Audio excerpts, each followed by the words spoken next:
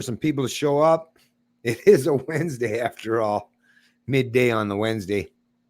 Probably going to have to wait a couple minutes. In the meantime, let me get a couple things set up here.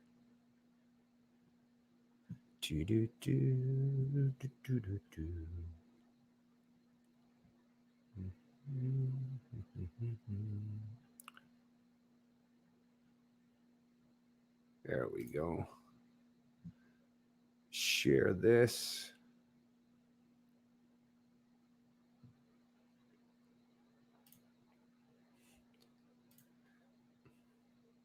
Or it could very well be that everyone's got libertarianism all figured out. No questions no longer need to be asked. Nah, don't believe that for a minute, because I still get people all the time. That's the thing. The reason why I'm doing this stream actually is because I get people all the time, friends, even people that know me and have access to my 1,000+ videos to watch. Yeah, I've made over 1,000 videos now. I think I'm at 1,008 videos at this point currently. But I mean, if you still haven't figured it out, what libertarianism represents, what it means to be a libertarian, which, like I say, most Canadians, that's the position they're in. I recognize that just based on my own personal anecdotal experience and on the experience I've heard from other people. And just by the sheer fact that how this country is governed. Obviously, most people have no clue what libertarians are or what the philosophy of liberty entails. So that's why I'm here. That's why I'm offering to do this stream today, to try to get those people that are the commenters. Those of you that comment on my video or on my Facebook page or Twitter page or Minds page or on my BitChute channel or my Gab page, all those people. I mean, that's the thing. I hear people all the time completely misrepresent and obviously don't actually have a grasp or a firm understanding of what the philosophy of liberty entails or what it is to be a libertarian. But that's the thing. I'm going to wait here until somebody actually shows up, I guess, and see if people actually would like to learn. Because this is another one of those areas where I like to test things out. Hey, what's going on, Point Fire? Were you accepted as a candidate? Nope. No, I was not. Probably didn't figure that was going to happen anyways. I offered to do so, which was, once again, shame on me once, right? Yeah, I won't be foolish enough to make that same mistake probably, more than once, right? But yeah, I chose to step up the plate, basically go against my own principles to try to help Canadians out. But hey, what's going on? Lance's YouTube. I'm here, PPC all the way. Freedom Prospector, right on. If the Liberals get in again, we will need a strong coalition to fall the government. Right on. Well, basically, like I say, this stream, the name of the stream should be up there, but let me just put it right. Okay, here's what the stream is about. Because like I say, a lot of Canadians, and I understand this because I talk to Canadians from coast to coast to coast. And actually, I had put this out there for Kelly Day. She's a candidate for the People's Party of Canada. And I've heard, like, when she's talking with Rance Derrick or other people, a few, like I say, not just YouTubers, but just the average Canadian, I hear nonstop misrepresentations of what it is to be a libertarian. So that's why I offered to do this video. I've tried in the past, but once again, I'm going to try once again. I'm going to offer, the olive branch here to people that genuinely want to learn. What is your question? What do you have? What issue do you take with libertarians? I have to ask that question because I hear people all the time that try to down talk libertarians, but then when I question their motives or what stance they're coming from, usually they're not even talking about libertarians. They're talking about a straw man that someone built up for them, probably a statist, right? Probably someone that classifies themselves as a political liberal or a political conservative that don't like libertarians because the libertarian is like the adult in the room saying, no, both of you, to the men and the women or the girls and the boys. It's a libertarian saying, hey, you're going to have to grow up someday. you're going to have to accept and adopt that you got to be a personally responsible human being at some time. That's what a libertarian predominantly is. Now, we can get into the philosophical aspects, but that's what I'm waiting for people to ask the question. But that's what a libertarian predominantly is someone that understands the philosophy of liberty, what it means to be free. So when people say that libertarians are X or libertarians are Y, or what they're really saying is they don't actually understand what it means to be a free human being. Because it's either that or they're actually arguing against being free themselves. And if you're arguing against being free for yourself, then you're in a weird state in your mind, right? And maybe you should reach out to someone, because you definitely need help if you're scared of freedom. But anyways, yeah, to answer your question there, Point Fire, no, I'm not a candidate in the PPC. And in a way, maybe a sign of relief is, hey, what's going on, Rika? I see Rika in the chat. How the fuck did Renata get in with 3 impaired convictions? Oh, it wasn't even, I didn't even get to the point. Yeah, it had nothing to do with my impaired charge. No, I didn't even get to that point. I'll explain right now for those of you who are in the chat how this kind of played out. And like I say, I'm not trying to cause up any controversy or stir anything up or any infight. I'm just going to tell you exactly with 100%. I mean, this is just, anyone in the PPC that wants to argue against this, right? Daniel Tai, that's the guy I talked with in there in the PPC. And I'll just tell you, here's the way it played out. I offered, I believe it might have been a Thursday, but I might have the exact date or the date in mind. I might not have that correct, but the particular day that I called up the PPC and left the message saying that, okay, I'm willing to step up and be a candidate in my riding, because what it is, I looked on the PPC website, noticed that my riding, where my house is in New Brunswick, that riding was still unfilled. And, just a couple months out from the election, I thought, I'm not a big fan of politics to begin with, but I mean, if it is in my riding, if it's literally in my backyard, and I can play a role, not just in helping to educate and inform Canadians, but even actively participate in the politics, and like I say, get a little bit of chance to stand on that pulpit, right, for a little bit, and have some credibility for those who are big believers in the state, right? Because that's the thing. If you want to preach from the pulpit, which is what statists are, believers in the state, religious ideologues, I mean, you got to put on the cloth, right? So I was like, okay, I'll put on the cloth. Even though I'm not a big fan of the religion of the state, I'm going to put on the cloth and I'll get out there. And that's just another method that I can get out there and help spread the philosophy of liberty to people. But like I say, as soon as I put my name in there, I made that phone call, literally, what was it, 2-3 days later, next thing I know, on that website is this person, a retired school teacher.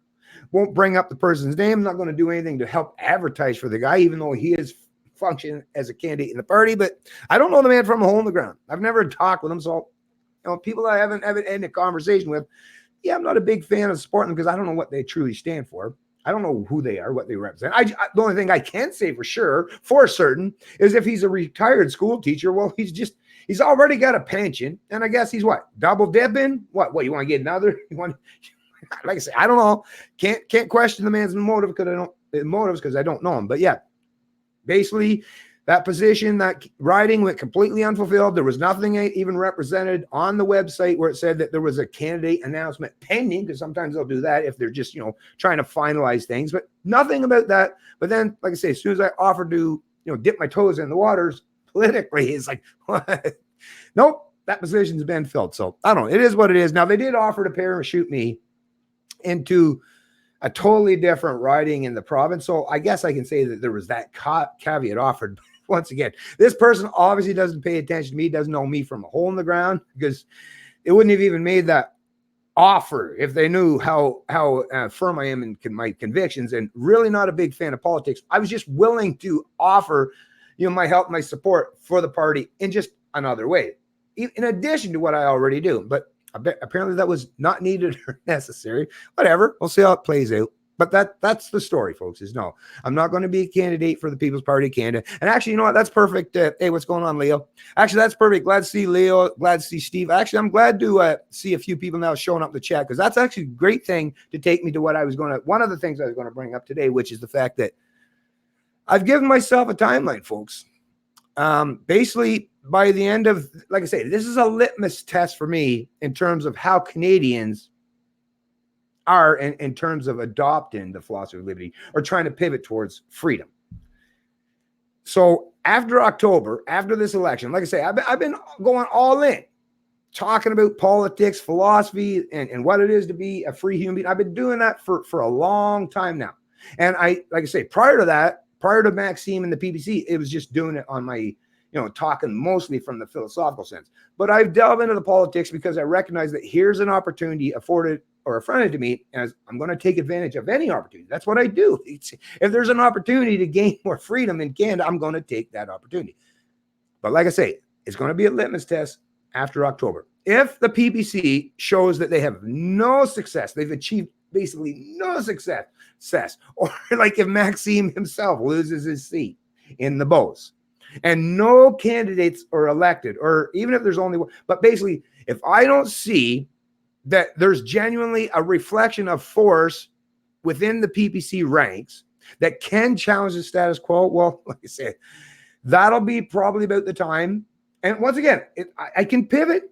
Like, it depends on how, like, it'll be fluid. It'll be emotion, how things play out. But I'm saying, if after October, that'll give me November, December, so an extra 2 months. And then by the time the new year rolls around, like I say, that'll give me the time to reflect on how everything's played out. And like I say, I've been talking about these things for 10 plus years, doing my videos for 5 now, probably in around that time. So, and I've got, like I say, 1,000 videos already uploaded. So if the politics shows that the Canadians just aren't ready, because that's what will happen. If Maxime and the PPC shows no semblance of genuine support, right? Still getting no seats, or even Maxime loses. Like, if there is no genuine sense of support or anything that we can build and expand upon, then chances are I'm going back to dealing with things from the philosophical sense and putting party politics or politics in general on the back burner once again. And what will it take to entice me to get back into politics subsequent to that? Well, it's going to take even more than starting an entire party, right? Like if all the work we've all put into shows that it was completely fruitless, a fruitless endeavor, and we wasted a whole lot of time and effort doing so, yeah, it's going to take even more to entice me to want to delve back into it subsequent to that point. So, like I say, and like I've said to many people in the past and people that have known me, yeah, you're going to miss me when I'm gone. That I assure you. A lot of people get pissed off at some of the things I say. They get disgruntled. They get discouraged, or sometimes they get pissed off at the fact that I'm so out or forthright in terms of how much I promote liberty. But hey, that's fine. But you're going to miss me when I'm gone.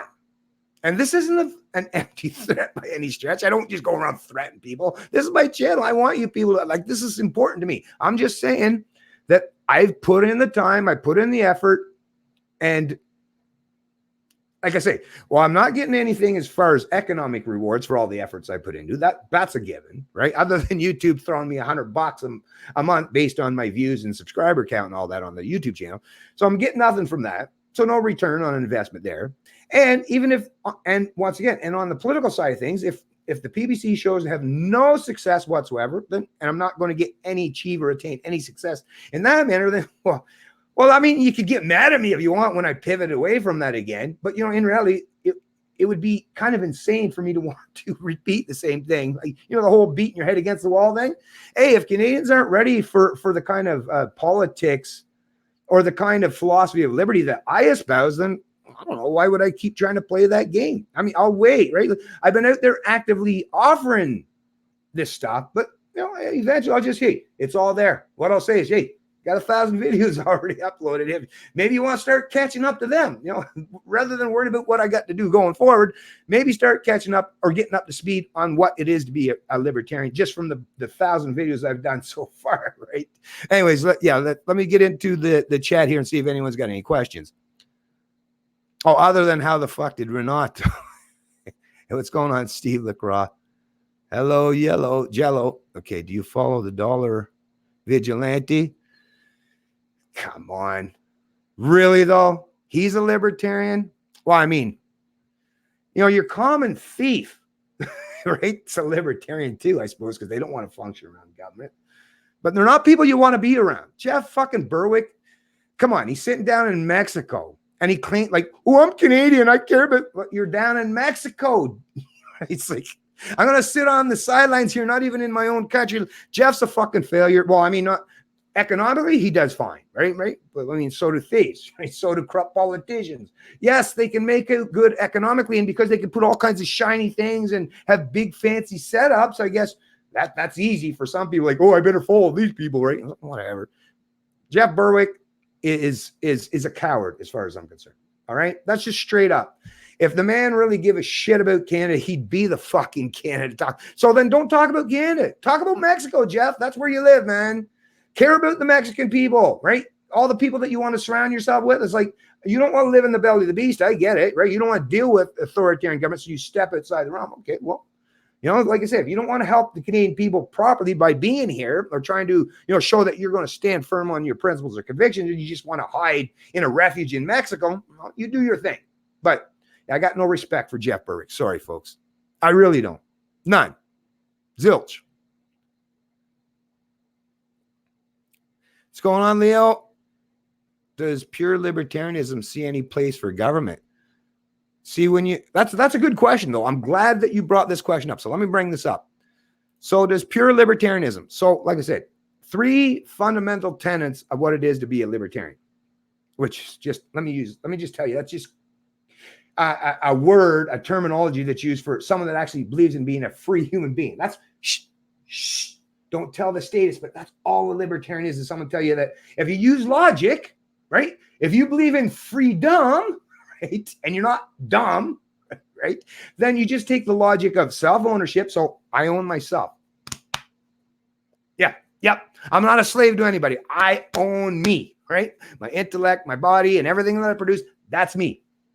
A sovereign individual. So that's the first tenet of libertarianism. And by natural extension of self-ownership is everything that I produce and provide as a natural extension of self-ownership, that's mine too, right? So if I go work for some company and make a certain amount of economic benefit as a consequence for what I've provided or my productivity, that's mine. No human being should have any higher claim on my productivity, on my income, or my labor, or my resources, or my intellect than me. Once again, are you following me so far?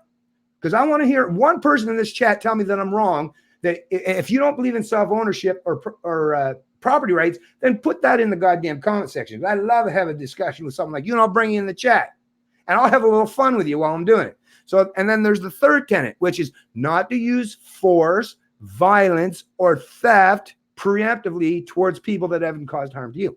That's what a libertarian. Those are the 3 tenets, the 3 fundamental principles of what it is to be a libertarian.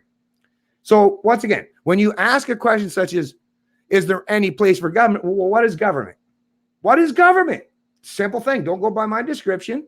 Go by the actual, and whatever dictionary you want to use. Now, there will be a little bit of difference in terms of the nuance and how they describe it. But basically, government is a representation of force, a monopoly of violence in any geographical area. So when you ask, in terms of libertarians, which is why even Ron Paul himself, when pressed on the issue, said, I guess you can say I'm kind of akin to an anarchist, a proper anarchist, not one of these dipshits that, want to rail against the bourgeoisie, but they really care about creating government, but their own kind, right? No, I'm talking about a genuine anarchist, someone that doesn't believe in rulers, right? Because that's what anarchism means. You don't believe in rulers. It's not that you don't believe in rules. It's that you just don't believe in having rulers, right? People that own you in any capacity, right?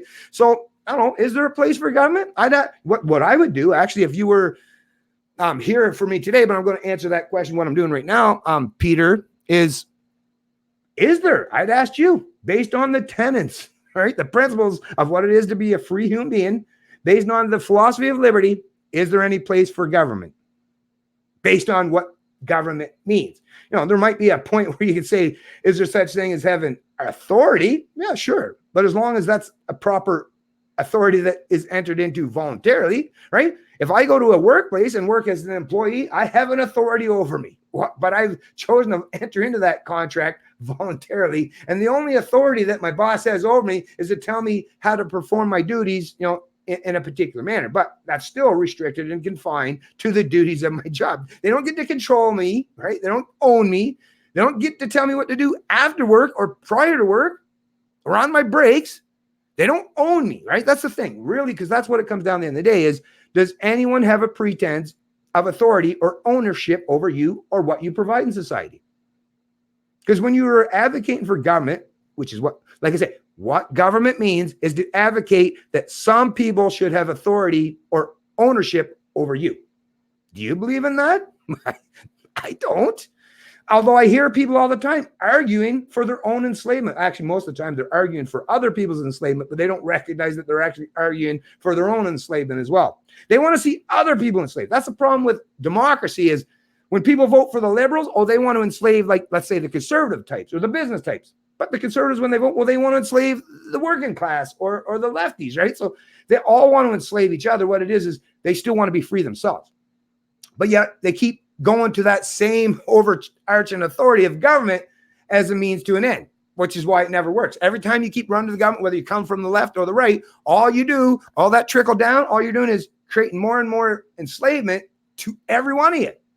The only thing that happens at a big government is it becomes so big and such a behemoth that it quashes you all no matter which side you're on. So nobody wins at that game other than the authoritarians. Berwick's an anarchist? Well, yes. I mean, like I say, at least he doesn't use government as a means to an end. So one thing about Berwick, what I will say is, yes, he's not a government proponent. So, as much as I don't really care for the guy personally, because that's the other thing that libertarians have to recognize is, I can respect someone that doesn't want to use government force against me, but doesn't mean I gotta like them, right? I'll acknowledge that if Berwick ever did, live in Canada, right? He wasn't stuck down there in Mexico. I'm sure that I'd be less concerned with someone like Jeff Berwick trying to impose his will on me because he doesn't believe in government either. So I got nothing against him, but I don't care for the guy. I still think he's a bit of a weasel as far as I'm concerned. But yeah, once again, I wouldn't be worried about him. I wouldn't be worried about the fact he's going to go run to government, to redistribute wealth to his benefit, to his advantage. So yeah, yes, even Jeff Berwick, as much as I'm not a big fan of the guy as a person, as his personality, yeah, I definitely place him head and shoulders above most Canadians that would love to use government as a means to plunder my income. Actually, yes, he's much superior in that way, and even most Canadians. So I'll recognize and acknowledge that, Rika, because you're right about that. It's Canada, most are pussies. Unfortunately, but I don't know how it got to be that way, Steve. Well, I mean, yeah, I kind of do. I don't know what it is with the guys. Is it because all the real men, went and fought and died in the wars of World War I and World War II, and all that was left was all the betas that said, hey, let's just let the women take over. Seems that way, doesn't it? Because let's face it, it's feminism. It's a feminine culture. It's the constant derision of men, right? It's a constant promotion of, like, empathy and emotion. And that's all you hear day in, day out. So yeah, yes, men have been, and a lot of them have been raised by single mothers, after the 60s and 70s, right? When the destruction of the family started taking place and you have a lot of single mothers. Yeah, I guess they probably did raise their sons and their daughters to believe in matriarchy and that, daddy was a bad, bad man. Always promote feminism and effeminate shit because, they have so much care and compassion. But you know what? Like I've said so many times in the past, you get too much care and compassion, well, I call that smothering. And you know what? Whether you smother me to death, like to me, it's like get back to the old, you want authoritarian mommy or authoritarian daddy or authoritarian mommy? Well, do you want daddy to beat you to death? Well, actually, if he's strong enough, at least just one good wicked swap in the temple will take you hopefully enough that you're not going to feel pain. Or do you want your mommy to smother you and to suffocate you and to choke you to death? I don't know which one. You're still fucked either way, right? You're still not living freely. You're not living as a free human being, whether your daddy is, beating you with the stick or the belt, right? Actually, mummies did a lot of that stuff. Tell you the truth. So I can't even use that. But, whether you want to use male brute force or, like I say, effeminate, this pretense of compassion or benevolence where they just suffocate and smother you to death and won't allow you to enjoy any freedoms. Like I say, either way, you're not getting freedom, right? Like I say, if your daddy just restricts you from the freedom by using force, or your mommy restricts you from gaining freedom because you use fear, well, you're still not gaining any freedom, right? And that's what it comes down to at the end of the day. And even politics is played out in that scenario. Do you want the conservatives, which is supposed to be your authoritarian daddy, or do you want, the liberals, it's supposed to be your authoritarian mommy? That's what society has taught you, and they've constructed that in your mind so that when you grow up as an adult, you're like, well, I still need someone to take care of me. I can't take care of myself, right?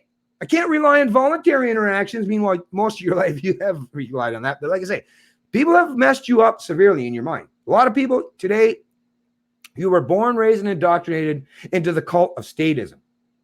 And the people that were born and raised today in the cult of statism are the people that are alive, in the 30s, 40s, 50s, and 60s today, and like the finger wag at the religious fundamentalists. Now, you're fucking every bit as much of a religious fundamentalist. The only difference is they call their church, whether you want to call it Catholicism or Protestantism, you just call yours the state.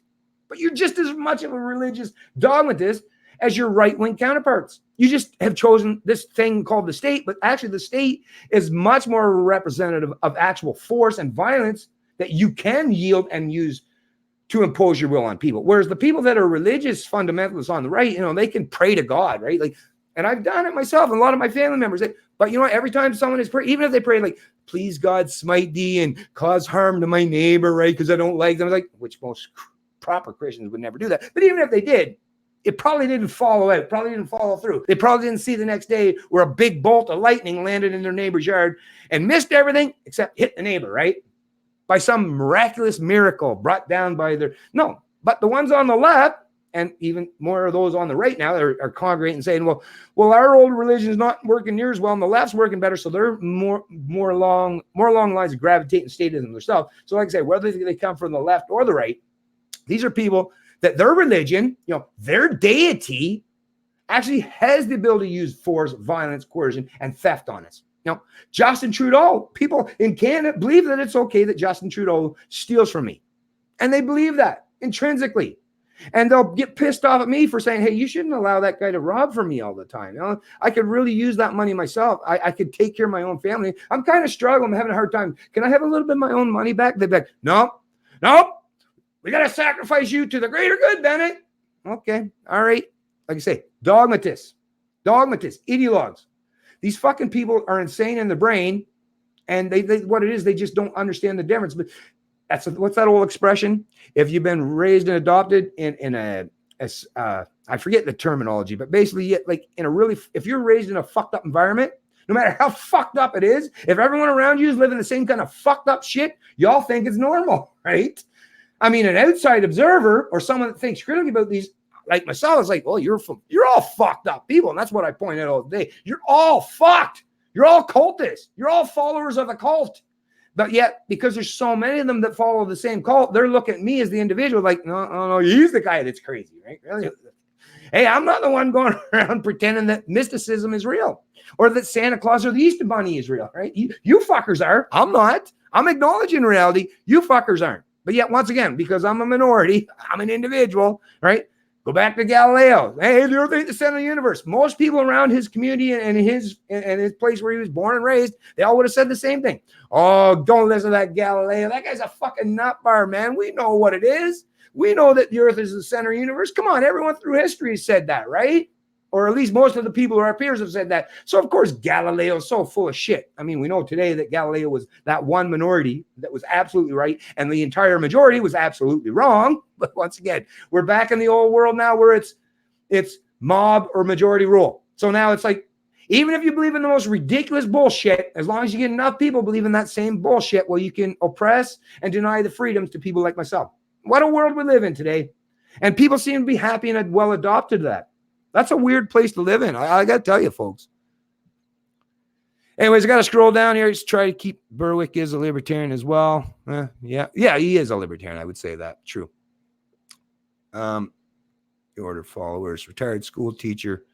One of the, an order follower. Exactly. Yeah, probably one. Now, I can't say because I don't know the man as an individual and I don't like to attack someone personally if I don't know them.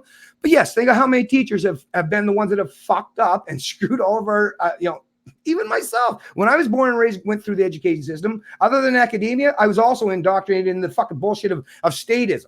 Luckily, as an adult, I figured out a way to get it from underneath that stuff because I have a fairly curious and inquisitive mind. But for all the people that didn't, yeah, maybe this teacher failed them tremendously. Maybe the people that he taught are the people that now want to run the government as their means to an end. So he could have been a complete and abstract failure on so many levels, but he was economically rewarded. And why? Because he was part and parcel of the state.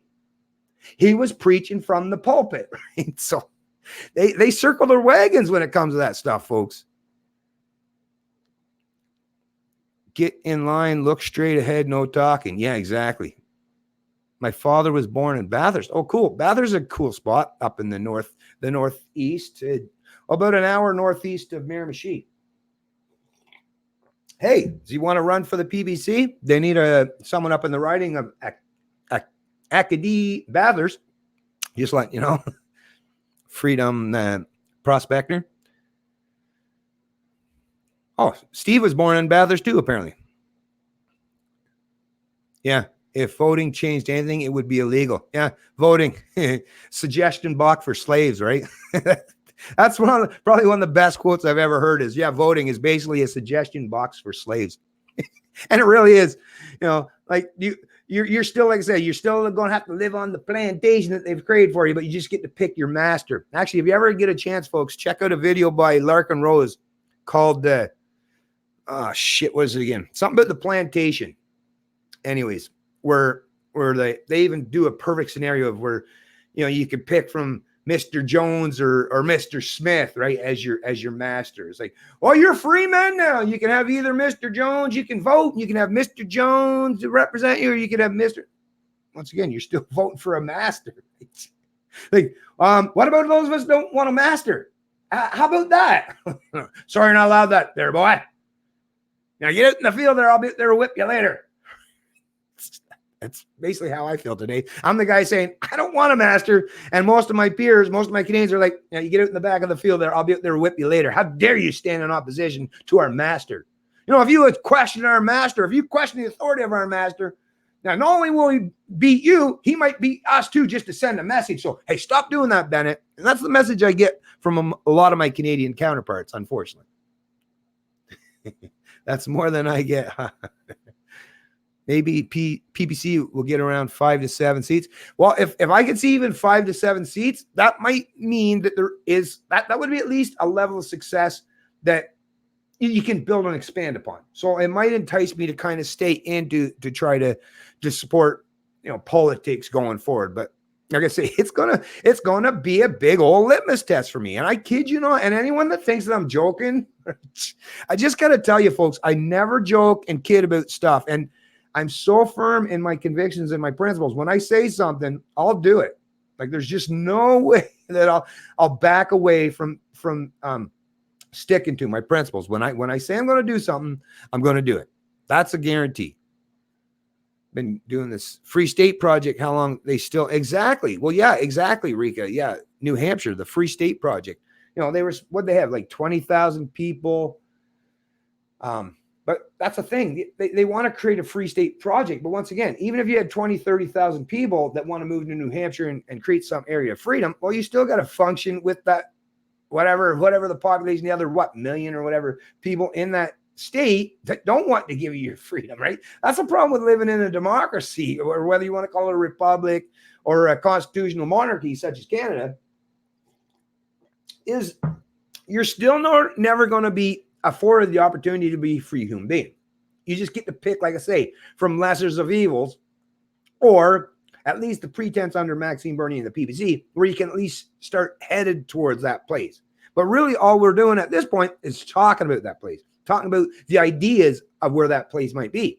But we have so far not even started traveling that road. Right now, even with Maxime and the PPC, which is, like I say, mad respect for all the party founding members and supporters and candidates and ultimately voters. But right now, Canada, we're still traveling down that path of authoritarianism. We haven't turned it down. We haven't even taken our feet off the gas pedal, right? So we're not only not at like the, an exit point or exit sign where we can start. Well, what I would determine October elections is there's an exit sign that says liberty this way. If we at least get off on the exit, even if we only stop on the gravel of the shoulder, just barely on that off ramp, at least we're not still traveling in the vicinity of authoritarianism. Then I'll be like, least we're kind of heading in the right direction, right? That will be another, like I say, litmus test. But right now, we're still fast. We still got the pedal to the metal predominantly on that race to authoritarianism. So right now, I'm not seeing Canadians, I mean, a small minority of us, which are most of you people in this chat probably, that care tremendously about your freedoms, but we are a definite representative of a very, very tiny minority of Canadians. Anarchism. Hey, hey, hey. Okay. Okay, let me scroll down here. Every vote counts. It's about official party status. Yeah, did you? Speaking of official party status, what's going on, Bitsmith? Liberals lost official party status in Manitoba. Nice. That was a nice thing to see, at least. The Liberals, once again, don't even, they got 3 seats in Manitoba. They don't even have, you need 4 to have official party status, and they lost out on that one. Good one, right? Crypto Frenchman. Hey, Crypto Frenchman, what's going on? Canada. You know.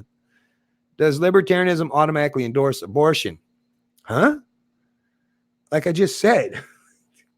Oh, Bill was probably, or Bit Smith, you might have been a little bit late to get to it. But no, libertarianism, self-ownership, property rights, and the non-aggression principle. So how do you get the liberty? No, when it comes to, the unborn, someone that's grown inside another human being's body, a libertarian's position would automatically be is what is best, what's conducive with allowing for freedom and allowing for non-destructive means or measures to be imposed on people against their will, right? Now, for the woman, this is the problem. Because babies are born within the womb of a woman, like I say, maybe we'll get to that point in time scientifically where we can save children and not have to worry, maybe at some point in time, you could, that woman that wants to go to the abortion at, let's say, 3 or 4 weeks, maybe you can somehow take that baby and get it out of the woman's womb and put it in some artificial womb of some sort and grow that in some way, and maybe someone else will adopt it. I mean, that would be a way where the woman gets to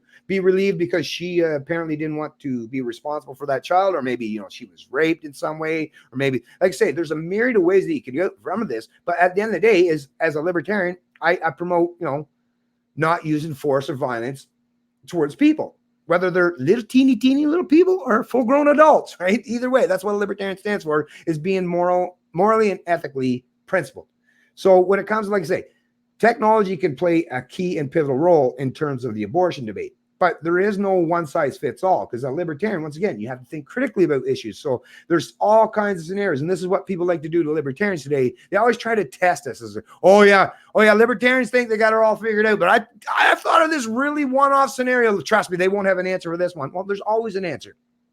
Freedom, liberty, respect in life, right? There's always an answer. Just doesn't mean that it's going. It doesn't just, as a libertarian, just, I don't have like here, let me just give you this little one size fits all answer and that'll just work for everyone.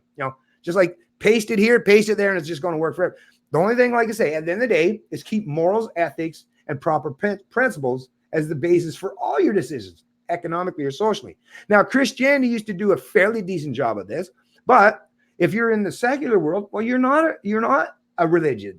You're not a proponent of religion. So once again, libertarianism allows those who are in the secular world to adopt those very same, or at least quasi-same ethics and principles and morals, but do it in a manner that's consistent within your own mind, within your own logic, within your own compassion towards other human beings. Because that's the thing, whether you come from the left or the right, you are all claiming that you're compassionate, right? So, the people that are proponents of women's rights, you're suggesting that you care about women, right? And having the sovereignty to make decisions over their own body. That's what you're saying. So you have care and compassion for that woman and her sovereignty, and you want to respect her for that.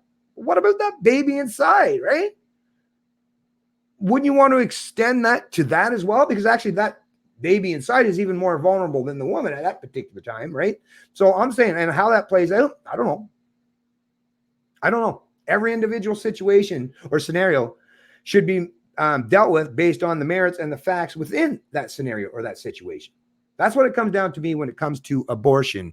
It's not a one-size-fits-all approach. It's not, let's just double down on, let's just kill babies anytime we want, or let's never kill babies within a womb, right? Because there might very well be times when just like a person that's suffering, right? If I saw even someone that I cared tremendously for and they were suffering, I knew that they were going to ultimately meet their demise regardless of what I did, Would I want to reduce that amount of suffering? If that person was laying on the ground and asking me, please, if I had a gun, let's say, right?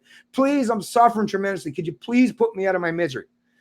I don't know. Like I said, I'd have to be in that situation to know 100% how I would actually react. But I would like to think that I would be empathetic enough that I would want to reduce or eliminate the kind of suffering that was being imposed on the person, right? If I was a compassionate person, how that would have played out, yeah, it probably wouldn't sound like a scenario you would want to use for most other ways, right? Or in many other areas. But once again, that's why there's no such thing as a one-size-fits-all approach. So hopefully I answered that question for you a bit, Smith. Satisfactorily. You are the property of the crown. I'm not. She might think I am, and a lot of other Canadians think I am, but I'm not. Like I say, my physical body still has the capacity to be enslaved. Because like I say, the rest of my Canadian peeps have the capacity. If they don't want me to have my freedoms, they can enslave my body, my physical capacity. That they do, and my paycheck, right? They can enslave me lots of ways. I get that. I can't fight that. Well, I can fight it, but they can overwhelm me because they have the power of numbers and the power of influence, right? But they don't have my mind. They don't have my mind at all. My mind is as free as humanly possible. So they don't actually, so the queen, for me, I can say with 100% certainty, the queen, sorry, I am not the property of the queen, nor am I the property of Justin Trudeau or Andrew Scheer, Jagmeet Singh, or Maxime Bernier for that. I am not the property of anyone. I am a free human being in my mind. The unfortunate part is I recognize there might be some Canadians that do want to economically and socially enslave me, and I know they do. But the crazy part is they can never do it themselves physically. They rely on that intimidation, that mob mentality, that pitchfork yielding crowd to impose their will, their mandates on me so that I ultimately submit. And then they pretend that, well, that's part of the social contract, right? And we've bullied the man into submission. Hey, well, you're still here, so you must have agreed to it, right? What? Say what? Like I say, this is the way people think these days. Like, how fucked is that, folks? I am the, sorry. Oh, you are. No, you're not, Rika. I sure you're not. Oh, Federal Reserve. Well, our money is. Yeah. Our money is the property. But hey, you must know yourself, Rika, that there are a lot of ways that you can get out from underneath being subject to that stuff, right? So if you choose to, well, sometimes you can't, right? There's some economic, like if you go to the grocery store, and actually more and more of them actually are getting where they'll adopt and accept Bitcoin or blockchain technology, or you could barter. Actually, if you live in a rural area, right, do some exchanging. Hey, I'll cut down, I got 20 acres in the back. I'll cut down 5 cords of wood. It's worth like, $1,300-1,400. That means I could trade and borrow that for $1,314. What? Yeah, you got half a pig, half a cow, right? Oh, you grow corn? You grow veg? There's lots of ways, like I say, that humans can still interact with each other, or even the currency or what you place a value on of your labor and intellect, you can still get out from underneath that. Not on every area, of course, but we're trying to get out from underneath that as best we can by educating and adopting new technologies and new methodologies to get out from underneath that kind of top-down authoritarianism. Yeah, kick the crown out. Yeah. Oh, what's this? Bitsmith. Okay, what's up, Bennett? Hey, what's going on? David Forbes.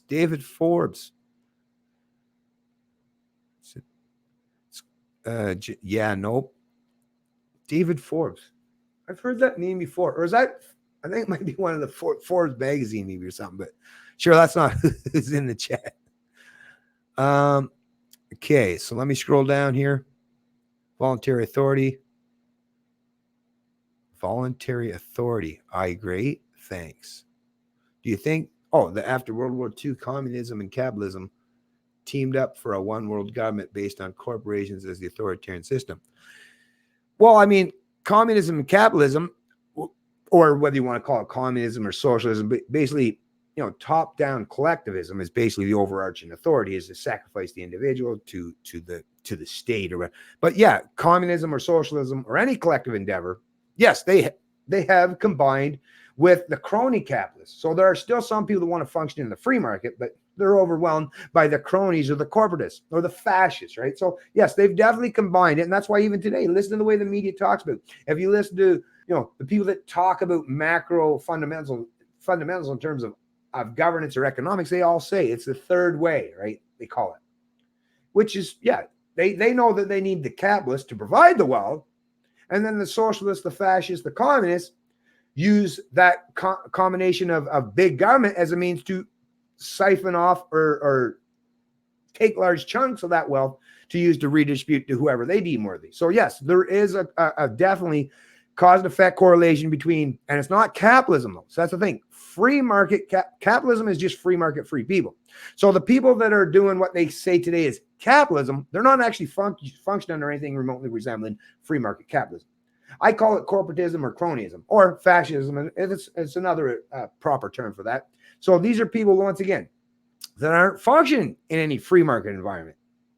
They want to use force. That's what redistribution of wealth against other people's will. That's what it is. So whether they do it under the communist banner, the socialist banner, or the fascist banner, or the Nazi banner, the National Socialist, same thing. Like I say, whether they want to do it domestically for their own citizens or on a global stage, as far as globalism, these are all people that are functioning in a realm of forced wealth and income redistribution. There's no morality there other than picking winners or losers in the economy. And most of the time, the people that want to do that, they're usually the losers in the proper sense of things. In a free market scenario, when freedom exists, the people that promote collectivism or authoritarian collectivism are usually the people that don't benefit or make out very well under free market or freedom-oriented positions because they're on the lower end of that scale. So they're like, well, I want to use force as a means to an end because it's beneficial to me and my kind, which it is.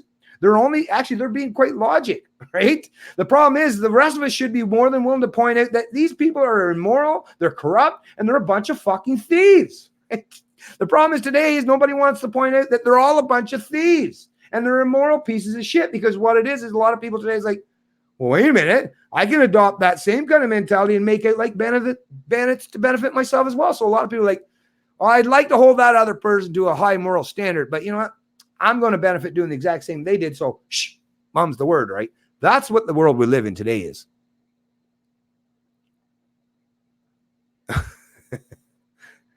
I'm trying, Rika. I know everyone complains that I'm slow to answer, but yet I don't know how the fuck do you even answer questions if you just like, I don't know. Like I said, soon going to get to the point where I'm not even going to do this shit if you're just going to complain.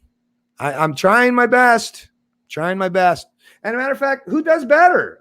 Matter of fact, I'm going to ask right now because I've heard lots of people complain about how I'm a little slow in terms of getting through the chat. I just want you to tell me who's actually answered the questions properly and articulated in a manner that you would feel respected. Where the person that asked the question feels like, okay, yeah, at least they put effort in to answer the question. Because that's quite subjective, right? If you're just a spectator, you're like, wow, get through this shit. I don't give a fuck about what you're answering this guy, but that guy does. Right? I deal with people as individuals. What the fuck, man? I can't. Oh, jeez. I say, shh. Is it December yet? Okay, I'm trying to get through this quicker because this is what I got to do. Apparently, I got to fucking be 20 people at once. What electoral system do you think Canada should have? What electoral system? I'm a libertarian. I don't believe, well, first of all, government, if you're going to have such thing as government, well, why do people believe that you should be able to vote on like just anything? Anyways.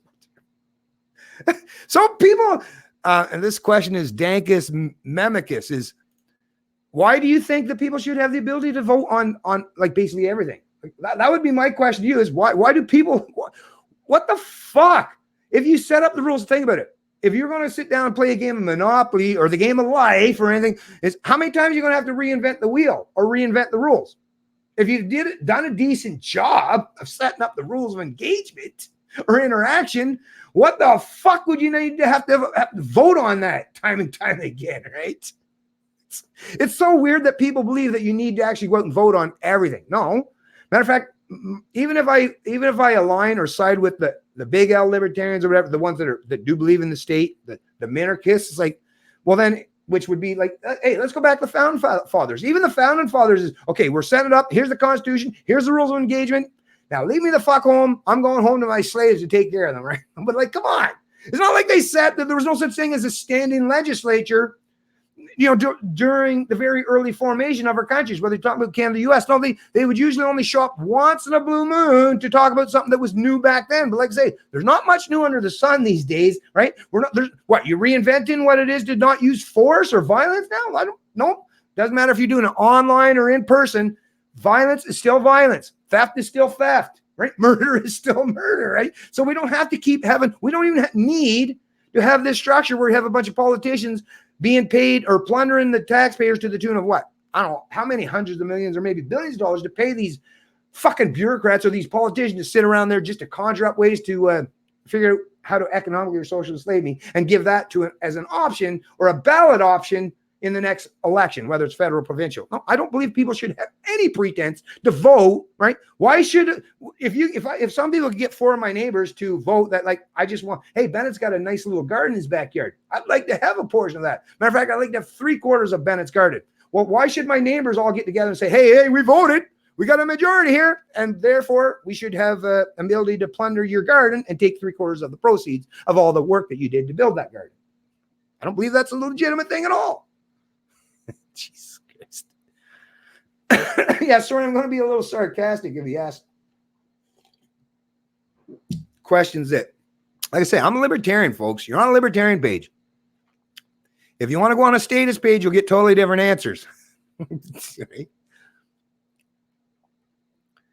a major leap for people to consider the PBC, let alone libertarian. It is. And why that is, Swen, the reason why that is, though, is because people have been indoctrinated.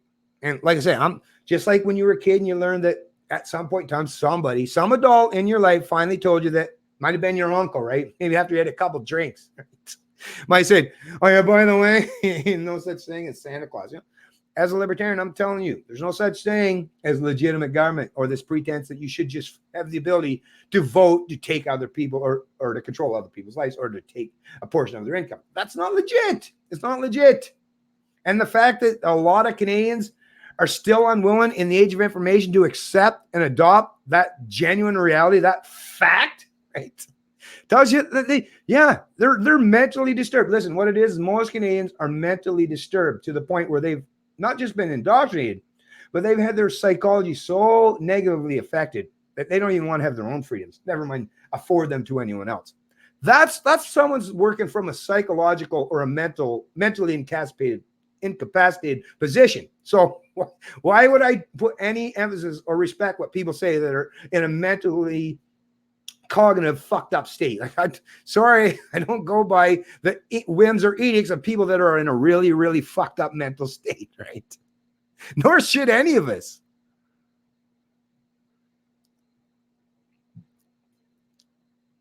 The LibCon bird is strong. Agreed. Thanks, David Forbes. So true. Feminism and globalism is and you know what? I don't know. That's the thing. So many men that are willing to allow that to happen. Me or Bennett. Slavery. Yeah. Because white people are passive people. Not all. See, that's the thing, Brent. You got to kind of that's where you kind of articulate a little more. Yes. But there are a lot of white people that are, like, I'll admit, got some of my own family even, but not all. Obviously, I'm not one of them. Feelings, nothing more than it's point fire. He's reading comments from nearly 20 minutes ago. I'm trying to catch up here, folks. But what it is if I scroll past real fast, then that means I'm avoiding everyone's question. I say I can't appeal or I can't please everybody, nor would I ever try, actually. No fact that employees, Dave, is the worst thing for the economy. Guess the country will not return. Constance, you said ask you anything. So here goes. Right on. Here we go. Will the PBC be split if they don't get elected? Well, no, but see, you didn't learn to read, right, Constance? Because if you learn to read properly, see, I hold myself to a higher standard than that. I don't just read partial portions of an article or a headline or a video, right? Actually, let me go over here just to double check, just in case I might be incorrect in my assumption. But no, it says right there, ask me anything. What is a libertarian? So it's regarding libertarianism, right? If that was confusing for you, then I apologize. But what it is I'm supposed to be talking about libertarianism because, like I said, I've heard too many people over the course of the last few years, whether they're comment on my social media pages or my YouTube channel or just out in person, they're just really ignorant and just don't understand what a libertarian is, what the philosophy of liberty entails. They don't understand what it is to be free human being. It's a sad reality that we live in a world where there's all these people that say, oh, they're also educated. Look at all these people with college and university degrees, right? But yet they come out of those places, those institutions, those government institutions, I'll mention, they come out of these places and just have no clue what it is to be free human beings. So really, education? Indoctrination, I would suggest. They've taught you just enough to be good little slaves and serve to the ruling class. No more, no less. But as far as the split and the vote thing, actually, I will answer that because it's the easiest thing for me to answer when people bring this shit up is, okay, I don't vote in federal politics. Not a fan. Like I say, I've never voted in even provincial politics except for twice in my life. And that predominantly had to do with a single issue thing because I wanted freedom to be able to ride my ATV on the trails in my province when they were trying to restrict our access or ability to do so. That was it. So other than that, I don't vote. Like I say, don't believe in masters or rulers. And even that point, I still didn't.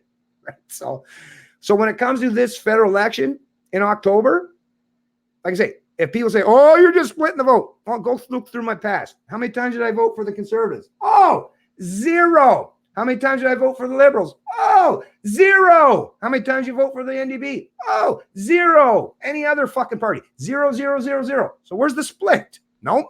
That's a new vote. That's a brand new vote. It never existed before. All shiny, polished. Look at that. Right? So there's no splitting as far as I'm concerned. Now, if you want to talk to other people that are like statists and do play that stupid game where it's like, oh, this year I'm going to vote for the Conservatives. Oh, them Conservatives, they pissed me off. So next year I'm voting for the Liberals. If you want to talk to those people, I'm sure they'll have a different answer than I'm going to give you because these are fucking people, like I say, they're like playing ping pong in their own little brains thinking that, well, if I just vote for this one, then it's like every time, what do you get? Same shit, right? There's just two sides of that same libcon bird. It's that libcon duopoly. Same with the U.S. You want Republican or Democrat? How do you want your authoritarianism? You know, with a strong manly voice or an effeminate one? Really, that's what it comes down to at the end of the day. So no, there is no vote split when you're talking to me. And like I said, there's 30, in 2015, there was 30, I think it was just under 35% of the adult population that didn't vote. And I think it represented, I could be misquoting a little bit the numbers, but I'm thinking I'm fairly accurate. Is about what?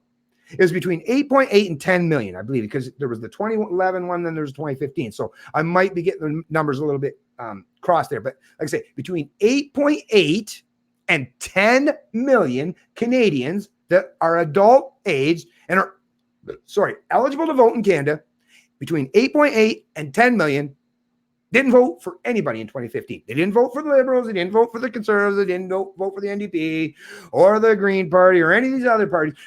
So, and Liberals got the majority with, what was it?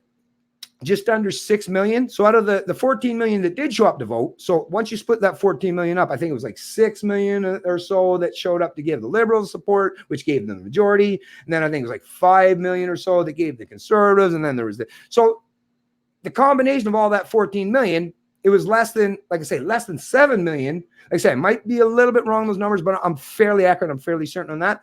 But still, once again, but the facts I'm trying to say, whether the numbers are correct or not, the reality is going to be the same.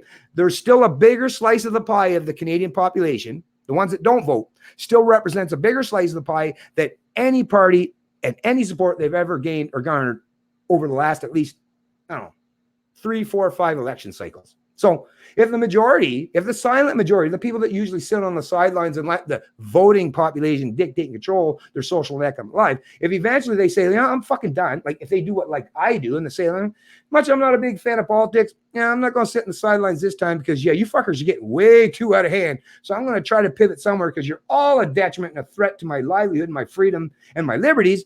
Then, if we all showed up, actually, we could put, not only would there be enough to put Maxime Bernier, but it would be a majority to a substantial degree. It would be unbelievable how much of a majority that the PBC could garner and gain if only the silent majority voted and not one liberal, not one conservative, no flip-floppers at all.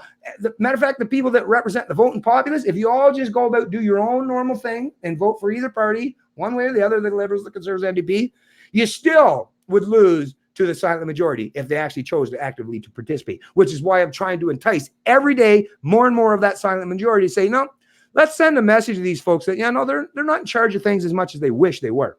That's what I want to see actually in October. That's, like I say, it's going to be some serious messages sent to me after this October election, and I'm going to reflect on that big time. I remember when the self-esteem movement took over in the 80s, away went enrichment programs, excellent programs, and the removal of prayer. Yeah, that's too bad, Steve, man. Taxation is theft, 100%. Angel Brandt, Peter Angel Brandt, that's true. Taxation is theft, 100%. Matter of fact, hey, thanks for bringing that up. Because I want to mention here right now, since this person brought that up, but the taxation is theft, is I'm going to do another AMA at some point in time. And it's kind of got my idea from Steven Crowder to a certain degree.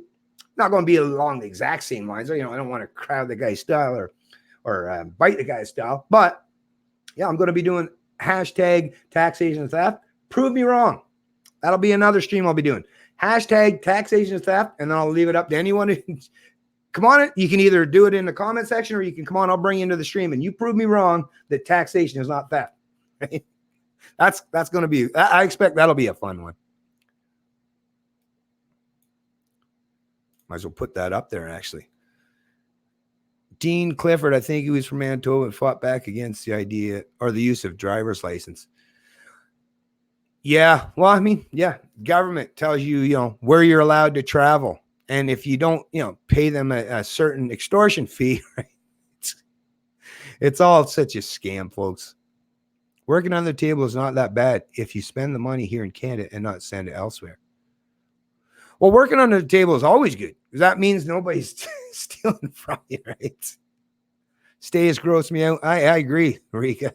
They gross me out too. Yeah, but they're not even paying taxes or anything. They don't even earn minimum wage, and yet they never spend the money in Canada. David Forbes. Hey, what's going on, Gato? Okay, I'm trying to scroll down the stream here, folks. Just give me a sec. Okay, I like left-leaning girls. Anything goes. Okay, should have phrased my question. How do you see the structure of an acceptable authority? Well, an acceptable authority, like I said, is any interaction or engagement, socially or economically, where that contract is genuinely entered into voluntarily, right? With express and implied consent. I mean, come on, this should be so easy, but no, thanks for asking the question though. But this is the when you're in a good, healthy psychology in terms of understand freedom, these questions sound really weird because that's all voluntary, right? Government, I've never agreed. Everyone that's watching the stream, you've never agreed to the myriad of what is government at now, like basically half our income that they plunder. Did you agree to any of that? No, seriously, did you? Right? No, you didn't. And you fucking didn't. None of us did. Not one of us did. But they trick us into thinking that, because they're the pretense of our authority that we somehow, if they got a majority of people that support them, you just gotta accept that. I don't accept that. Like I said, I wouldn't accept it if a gang of fucking thieves came up and robbed my wallet when I was walking down the street. Even if they could put forth a good argument, say, well, listen, hey, the majority of us agreed. We all agreed with each other. We took a poll. Actually, we took a vote. We checked an answer, a yes or no answer in the question, and we all put our little vote in the box. Someone come along. We didn't even count them. We got someone else to count them. They counted. They said the majority of us agreed that we should steal from Bennett. And hey, majority rules, democracy, right? It's like, no, Nope, still don't believe that. Sorry, nope, that doesn't line up with morality or ethics at all. Sounds completely the antithesis of being a moral person. So no. Right. Yeah. Dang. Oh, okay. Sorry, Galileo, about the Earth being round. What was it? Well, no, but Galileo had the. You might want to check that out there, Gato, because Galileo was the guy with the telescope, the two little pieces. So he definitely was doing observations in space too. But no, I'm sure you're probably right that he might have helped to determine as far as the Earth being round. But yeah, he definitely played a role in explaining that the Earth was not the center of the universe as well. But I get what you're trying to say. I don't. One leg is shorter. Okay, I'm just trying to find a question here, folks. Just give me a minute. Hey, what's going on, Vincent G? Oh, let me throw this back up real quick here, too.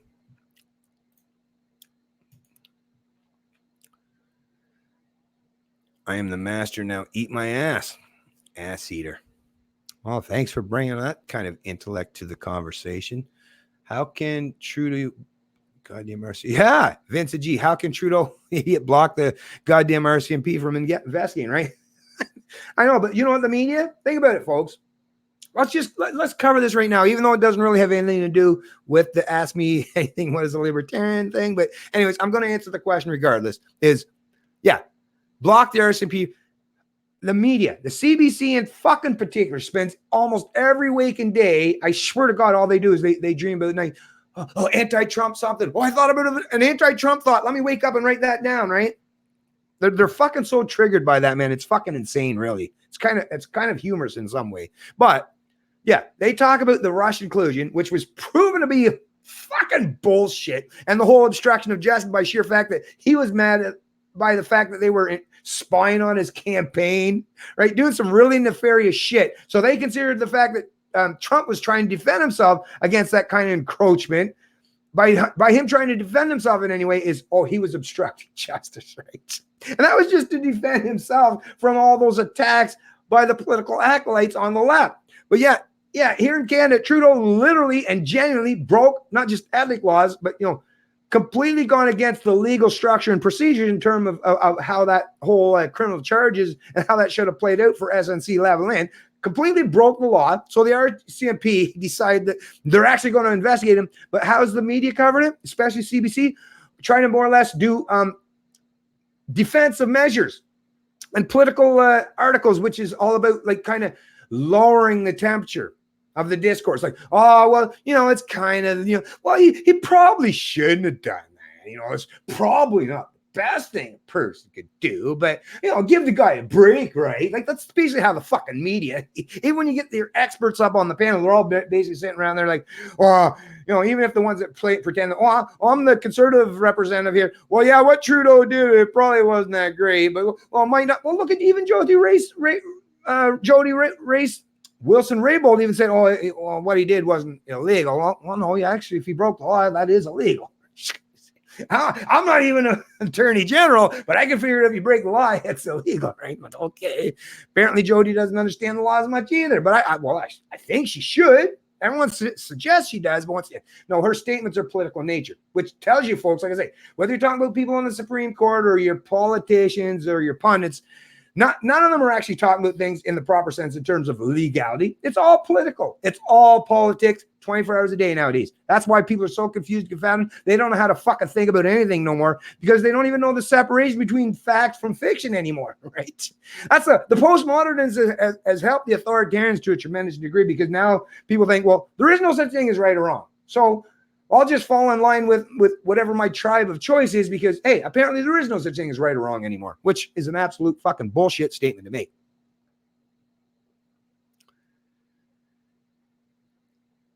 Okay, scrolling down, freedom prospects. Minority government is a win. They have to debate and compromise more. Yeah.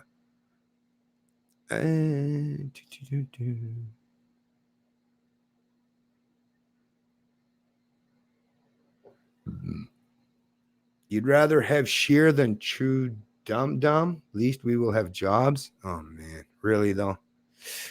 new to things, are you? Scheer's a fucking Scheer is Trudeau, just with a different.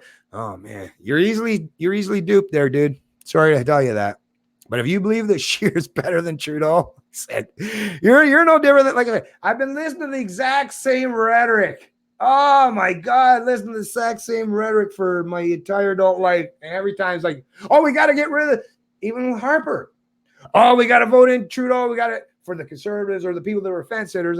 Oh, we got to get rid of that fucking Harper because he's just not like, so we got to vote for Trudeau. And then everyone gets Trudeau and it's like, oh, that fucking Trudeau. Oh, we got to get rid of that fucking Trudeau and we better vote for. Now Scheer's like, the definition of insanity is repeating the same shit over and over again, expecting a different result. And if you keep doing that, I mean, go to it. Like I say, soon I'll make it to stage left and you can do whatever the fuck you damn well want. And I won't even really get, well, I mean, I'll still care, but it's like, I don't know, how much more time do I want to waste explaining to people when they just keep doing the same shit over and over and over again? Tend not to be eugenicist assholes. Right on, Rika. Yeah, no, not at all. Do you believe in evolution? Things evolve? Yes, of course. Social engineering, Western culture through liberalism. Hey, Tom Wobberly or whatever, or Mobberly, sorry. I would say collectivism, because liberalism is not the problem.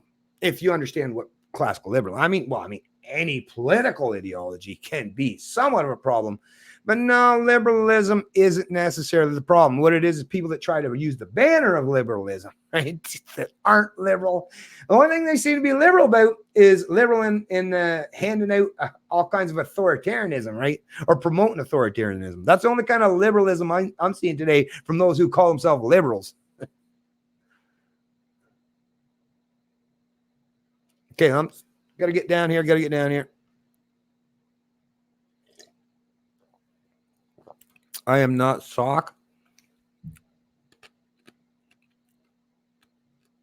Okay, go all the way down. I'm lazy. Talking, Rika. 40 minutes.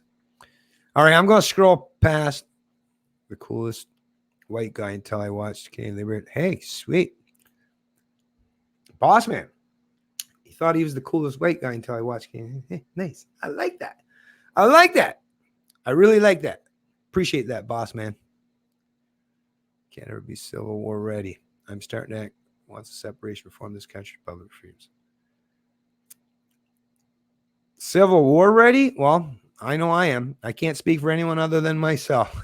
I'm ready for anything. Yeah, and Republicans suck too. I agree.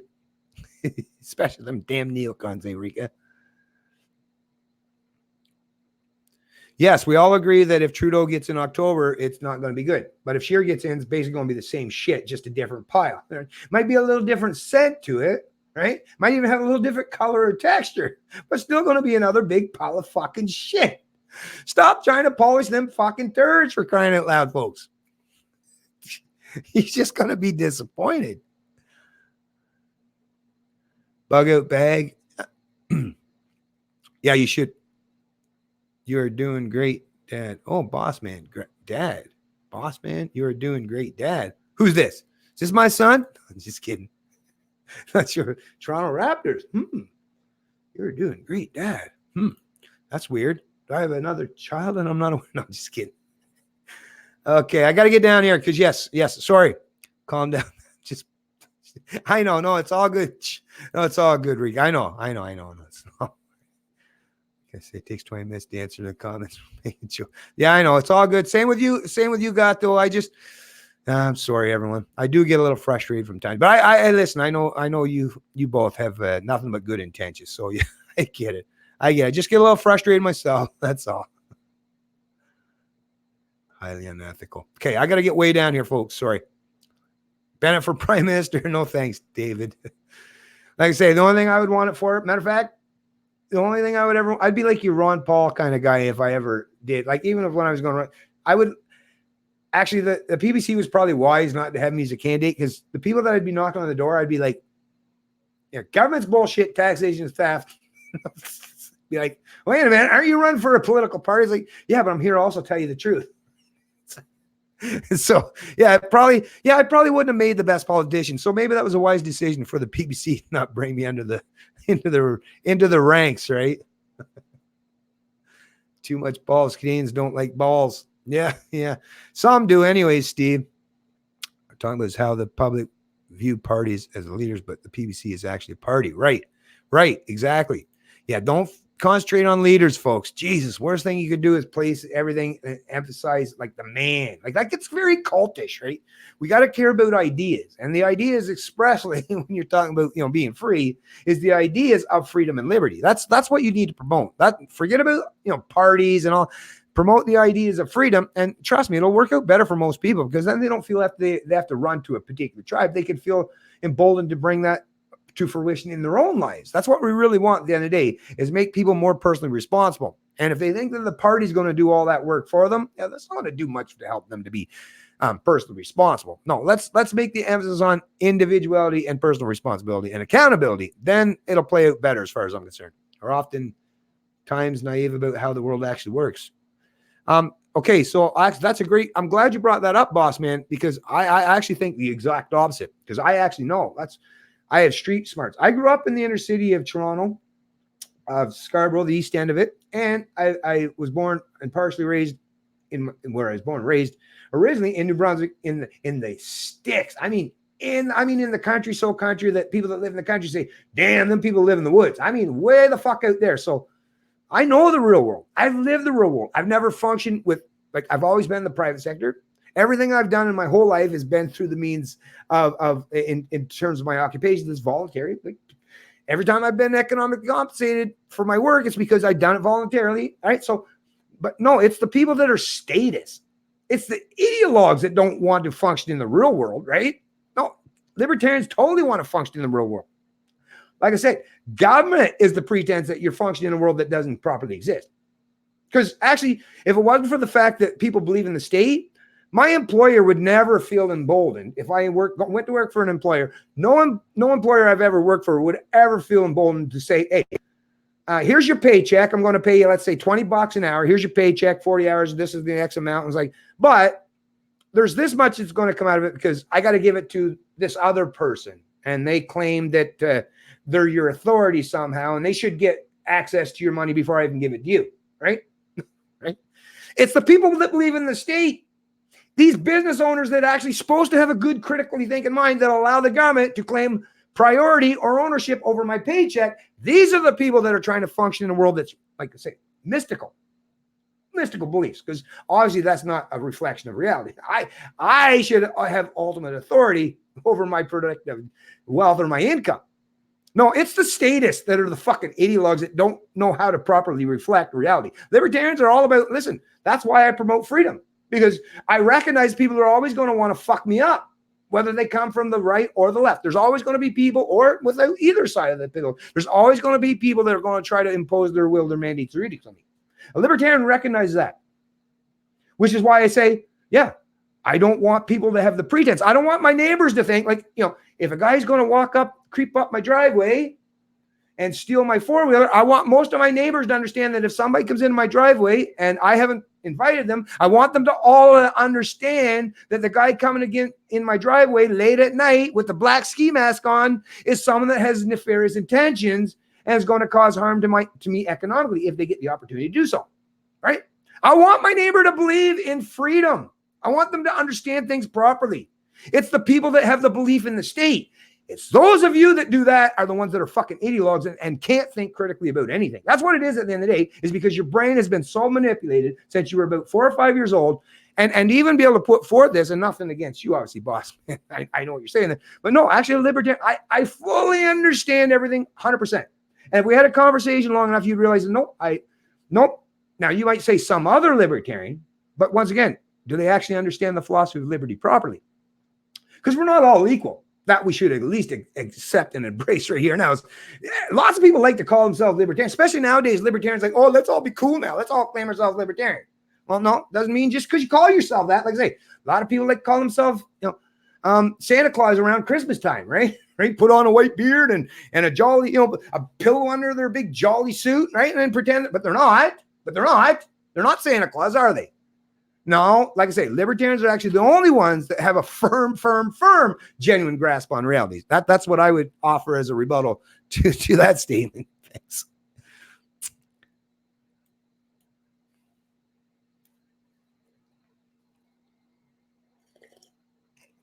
Anyways, got to get down here, folks.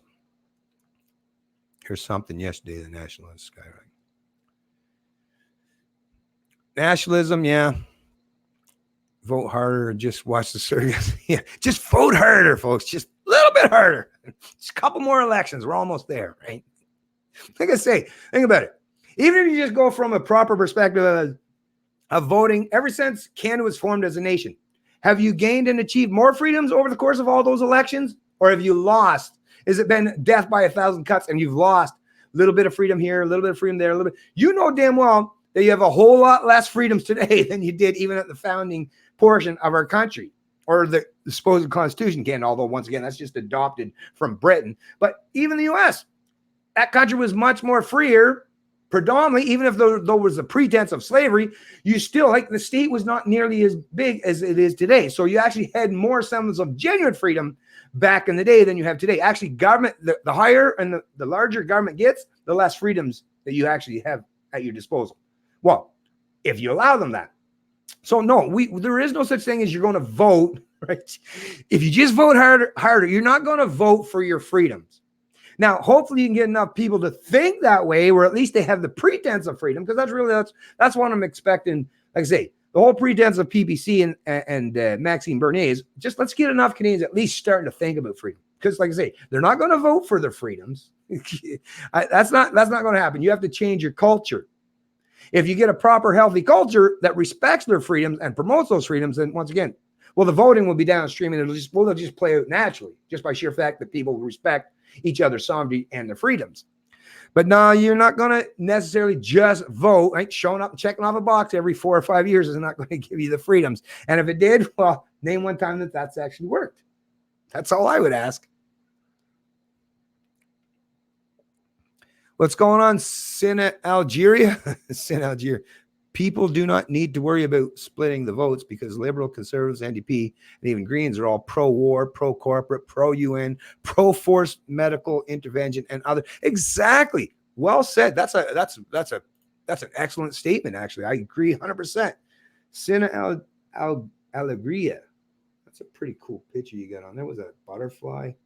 That's quite the funky picture. But yeah, no, I agree with that. Yeah. They're all for it. Exactly. The game is rigged. Doesn't matter where I am. Vote PPC if you can. Does anyone know what country Rico? USSA. Yeah. No, I don't care. Are you from a red state? Ontario? I don't agree with it.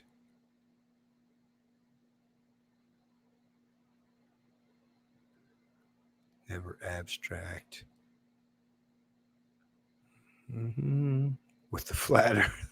Somebody talk with the flat earth.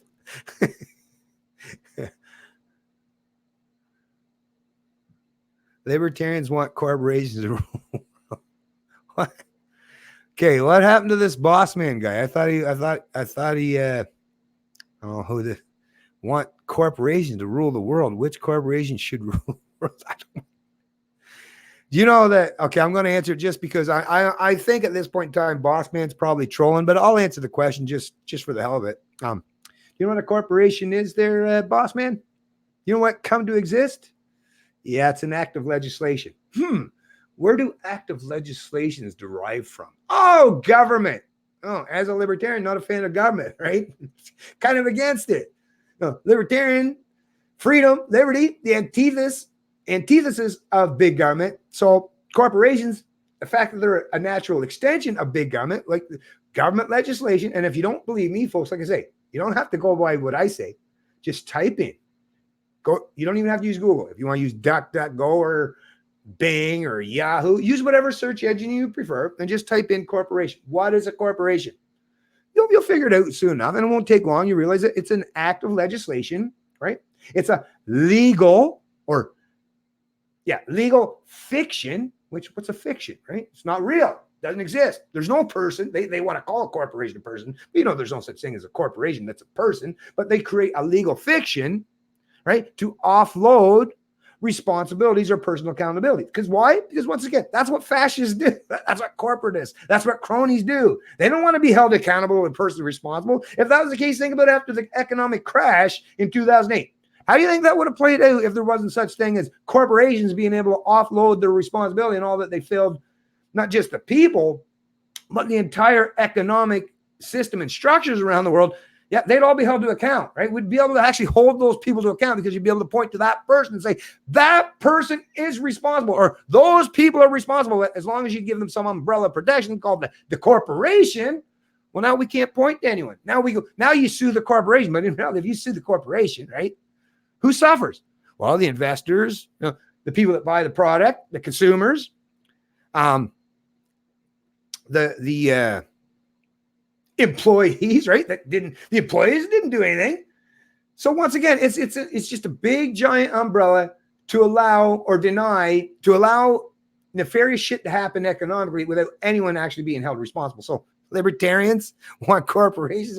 No, not at all. Corporations are just a natural extension of the state, a legal fiction invented and created by an act of legislation. So no, boss man, you got that one completely wrong. You're the shit. Okay, really though, is this what we got today? I see I'm not really getting much as far as genuine questions here. What a fucking waste of time sometimes I think this shit is, to be honest with you. But I'm going to try it for the ones that care. The ones that don't, or the ones that are here to troll, I'll just fuck with you back every time you fuck with me too.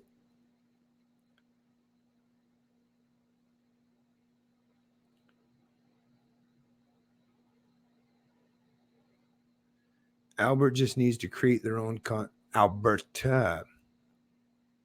Media bought and paid for. Do you have Obama derangement syndrome? Don't know who this boss man guy is. Yeah, and I'm not even going to ban you or anything. I won't even ask anyone to do it because I really don't give a flying rat's ass. Obviously, you must have some serious issues. You might want to try to work through them.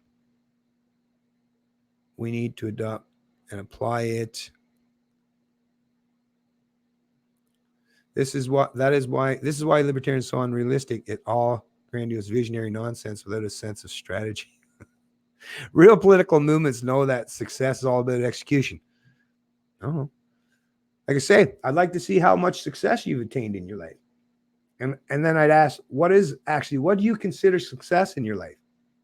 Because the way I measure success in my life, I've been way more successful than almost every one of my peers.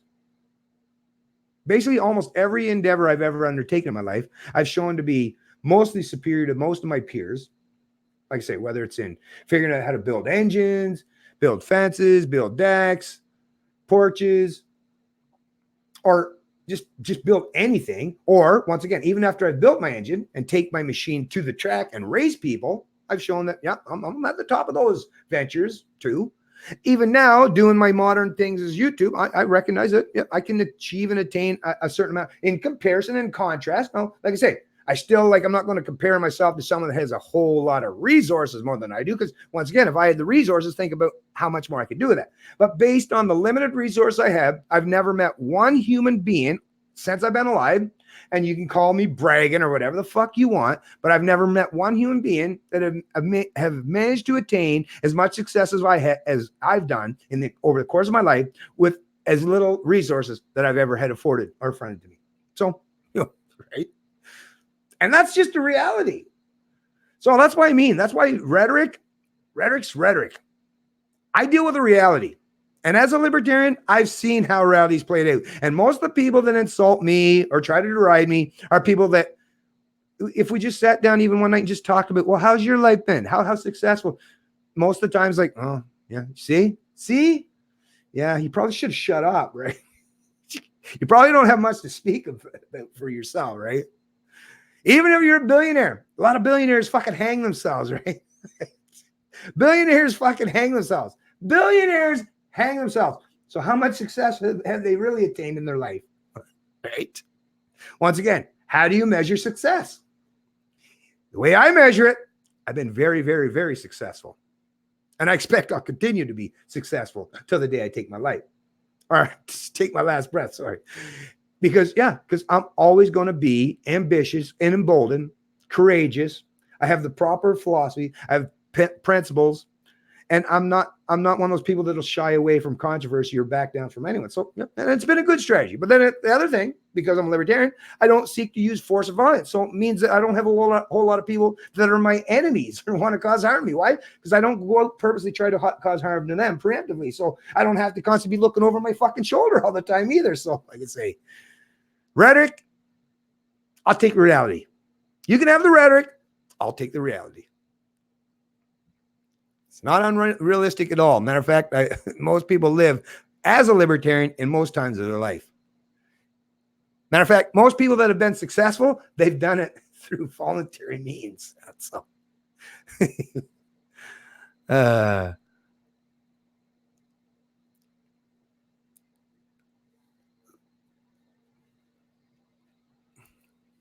Okay, is there anything else I wanted to bring up here? Just one sec here. Clouds to the left of me, jokers to the right. Here I am.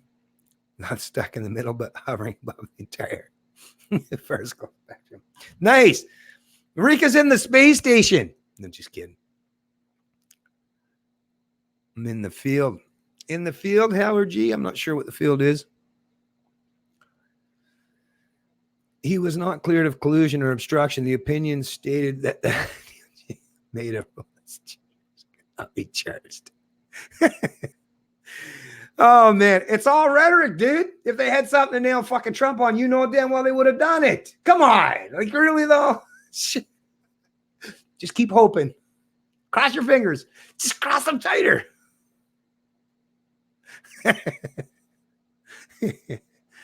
Is Boss Man a lib turd? Not really sure. Run by pedophiles. Some may be pedophiles. The world is run by authoritarians and sick sociopaths, control freaks. So yeah, that plays out in many different ways, right? What is your argument about libertarian as in out for yourself as opposed to never leave a man behind? Okay, I'm trying to I'm sure you're asking this to me, Brent Alderson. What is your argument about libertarian as in out for yourself as opposed to never leave a man behind? That's weird.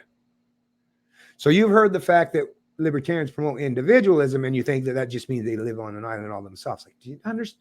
Like, what? Why do you think I say this all the time? My family, like, what's wrong with people? Oh my God! Oh my God! Oh my God! Oh my God! Oh my God! Please tell me you're all just children in the chat, and I don't genuinely have to explain this stuff to you. Please.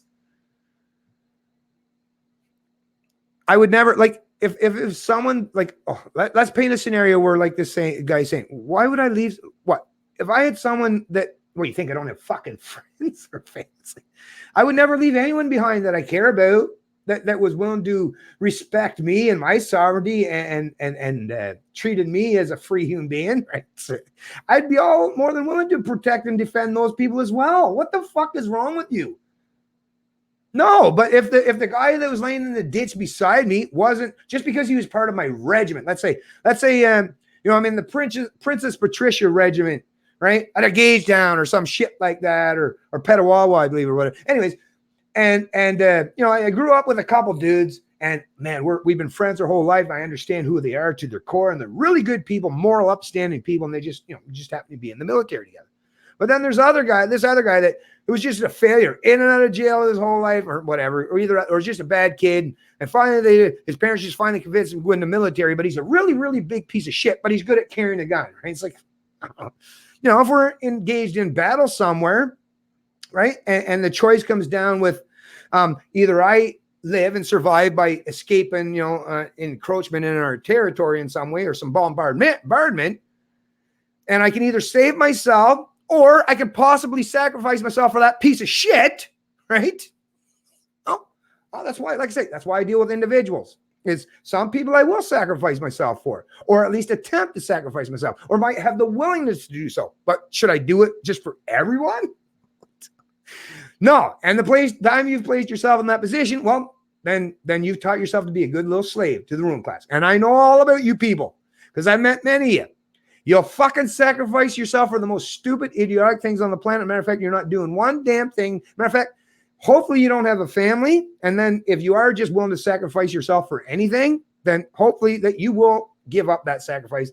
And that'll be one last fucking dipshit in this fucking planet that I'll have to worry about. Because the people that are just willy-nilly allowing themselves to be used as sacrificial lambs to the ruling class, you're not doing me any benefit. And you're sure as fuck not doing yourself any benefit. And you're not doing the good people of this country any benefit either. Because all you're showing is you have no principles other than getting your paycheck, right? Or showing some semblance of blind loyalty to people that really might not deserve your loyalty. An adult treats people as individuals. Certain people I will lend my loyalty to. Certain people, I'll do it instinctively and automatically. Others, not at all. Howard G's eating. Do you like to learn how to make your own fermented foods? I like cucumbers, cabbage, carrots. Check grow gardens, not lawns. Part 6. Well, thanks. What's that guy? Yeah, actually, there's a guy that does some stuff in Canada. Does stuff like that, but talking garden and self-sustainability and being self-sufficient in some way. But that's always a good thing to do. Who you supporting, boss man? I want a libertarian to adopt me. Jesus. He's looking for a father figure. He already said that early on, right? I did read about libertarianism. That is why I asked the question, because I don't want our country going down the drain, plus another new form party with lies and deceit. I believe in freedom for all. Not sure quite what you meant on that. Because like I said, I explained right in the very beginning of this stream what libertarian is. And it's not like me just inventing it myself. That's what it means, libertarian. Self-ownership, property rights, the non-aggression principle. The 3 core tenets and principles of libertarianism. Just pick which one that you disagree with and let me know.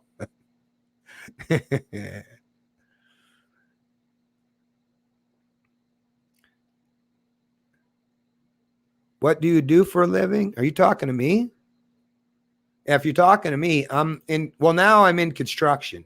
Have been in construction for the last 6 years.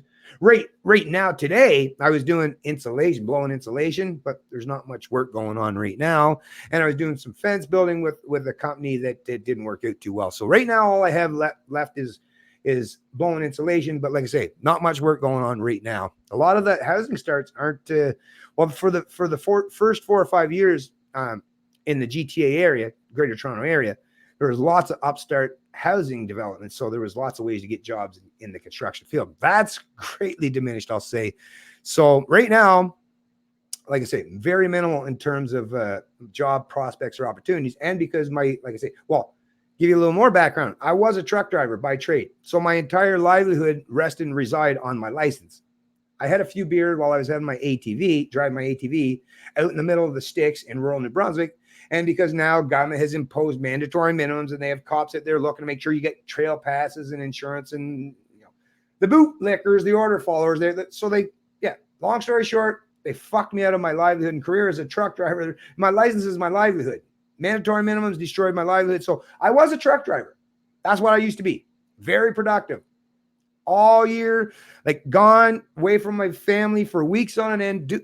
But hey, the government fucked me out of my occupation, and I've had to shift and affect and reflect that whole nuance. So I've had to go back into what I started out when I was a young man in construction trade. So I've tried to do that. Even that's not working out too well. And a lot of these companies today don't even want to pay properly. There's places, believe this or not, there are places today, and you can check on Kijiji or Indeed, and see. There are a lot of these construction companies today are trying to pay people like like 15, 16 bucks an hour. Now, minimum wage in Ontario, did it go up to 15? No, I think Doug Ford prevented it, but it's like 14 bucks an hour. And if you go into a construction field, some of the hardest jobs you'll ever do, whether it's new home construction or fence, deck, or brick laying, or some of the most physically demanding jobs ever, and they're basically trying to pay me or offering in terms of economic rewards or compensation for that kind of hard work and effort that I bring to the table. And that's the thing. I have hard work. I have a lot of serious work ethic built and entrenched into me. But if you offer me like 15, 16, 17 bucks an hour, fuck you. I'd rather fucking starve to death on the side of the goddamn street in a ditch somewhere than work for fucking slave labor wages. Like I say, in 1991, I worked for a lumber yard in the west end of Toronto for $12.60 an hour, $11.60, $12.60 that very next year. Actually, I didn't get that raise because I ended up moving at that point. But like I say, almost 13 bucks an hour. And this would have been, I think it was 1991. 2019, right? So 91, 2001, 2002. So 18 years later, and they want to pay like a couple dollars more. Back then, I'll just let you know, for those of you who aren't familiar with the price of things in Canada is, so back in 1991, if you went to fill up your tank in your car, well, gas was 39 cents a liter. If you went to, rent an apartment or buy a house, or your mortgage payment or your rental cost was like 1/3, 1/4, 1/5 of what it is today. Meanwhile, so oil, roofing, and food, groceries. Whew, $100, you could fill up an entire fucking shopping cart basically with $100. Yeah. What do you get now? 2 fucking bags, right? You walk out of the grocery store, 2 bags, there's $100 gone. It's like, what the fuck? So look at the massive increase in the inflation of all the staples that we require to sustain ourselves: food, housing, and food, housing, and fuel, and then your other aspects. But all those things have gone up, like you say, 3, 4, 5 times. Yet employers, because government keeps fucking them and making their bottom line and they're less profitable in their business, they keep trying to offload those costs rather than push back against government. They keep trying to offload those costs to remain profitable, is by causing lower and lower economic compensation for people like myself. Well, I'm like, no. If you want to entice me to go back into being a fucking slave, which, like I've done that for many years of my life, but if you're going to do that, I'm not going to do it at these kind of ridiculously low wages. Like I say, there comes a point in every man where it's either, which is why I'm getting myself in a position here shortly where I'll just get back to taking care of myself. I have property, I have land in New Brunswick, and I'll just get back to being more living off the land, self-sustainable, and fuck the whole idea. Because that's, like I said, I've already placed myself. I'm in a position where I can leave this shit tomorrow. You'll never watch another video from me, but I'll be okay. You won't have to worry about that. I'm trying to help most of you other, because I'm fairly certain most of you out there are still working fucking slaves because you were foolish enough to get yourself ramped up in a massive amount of debt, and you go to work every day grumbling and bitching and whining and moaning. You hate your fucking job, but you got to do it because you put yourself to be a debt slave. Well, okay. Well, I didn't. I made a wiser choice. You didn't. Don't blame me for it. Right? And don't look to government to plunder my fucking income, because once again, I'll just make it so that I'm not producing anything that the government will take, and then you won't get another fucking dime from me. That I will assure you. And if I can get enough Canadians on board and think about that themselves, where they're only like worrying about not allowing the government to forcibly redistribute all that, like I say, if we just shrug a little bit, that'll send a message to the parasites and all those fucking fence sitters, because once again, we people that are usually the ones that provide for everything society, which is who I historically was and who I would like to be. But like I say, if we shrug our shoulders bad enough, all these parasites, they'll take a whole lot more notice and they'll give us a whole lot more attention. But people, like I say, people got themselves to be debt slaves and they're like, well, I just got to do what I got to do, man. I got my $3,000 mortgage payment. Well, that's a sucker. You're a sucker to put yourself in a position where you got a $3,000 mortgage payment on $1 million house that my measly, cheap-ass $100,000 house in New Brunswick is just as big and has just as much room, right? And it still keeps all the rain and keeps me warm in the winter. So, like I say, but a lot of people want to play that game. While you play that game, don't get mad at me because I didn't play the same game along with you and put myself in a much better position than the rest of you. Coke or Pepsi? America's next top president. It's all retarded. So true, Rika. Okay, trying to get down the bottom here, folks.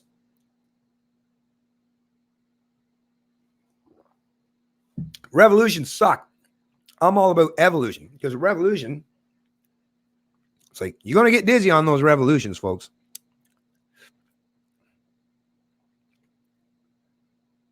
I want to see if there's any more questions here.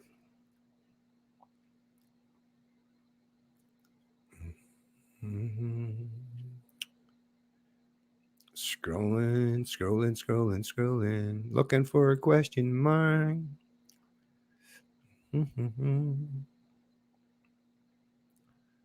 Trudeau and Scheer tired with the same. Okay, going way down. All right, that's it. I'm down to the bottom. Yes, fiat currency. Oh, I see fiat currency. Wait till the Mexicans start invading Canada. They work for slave wages because they are slaves. Pass the buck with no response. Yep, exactly, Constance. Agreed. Okay, so like I say, let me mention too before I go, because it doesn't look like the stream's going to be. I was hoping that, like I say, I knew they wouldn't show up. I'll just mention it right now. And I'll do a bunch of them just so that I give the opportunity. Because like I say, before I do, like I say, depending on how things go, before I do end up exiting stage left, because people don't want to fucking respect all that I've done, then like until that time, I'm still going to give and afford the opportunity for all these status dipshits. So this will be my first in a line of series. For all those people that like to talk about libertarians in a derogatory or negative way, like this is my opportunity. Like I say, I've even got it set up so I'll bring you into the chat if you're one of those mouthpieces, one of those blowhards that usually like to talk smack about me in the comment section. Where the fuck are you now? Where are you people, man? Where? Yeah, mum's a word now, huh? Like typical fucking like a CB Rambo. Even when I drove a truck, you'd get into fucking arguing with people on the Rainbow or on the CB radio, right? And they're like, "Oh yeah, fuck you, man! Kick your fucking in, man!" It's like sometimes you just got to call them out. It's like, okay, where you at? I'm at mile marker 198. I'm gonna pull off the side. Truck's called Sunbury. It's yellow truck, yellow trailer. And if you want to fucking step out and go toe to toe, well, pull over. Here I am. I'm at, like I say, you know how many times I was taken up? Not once.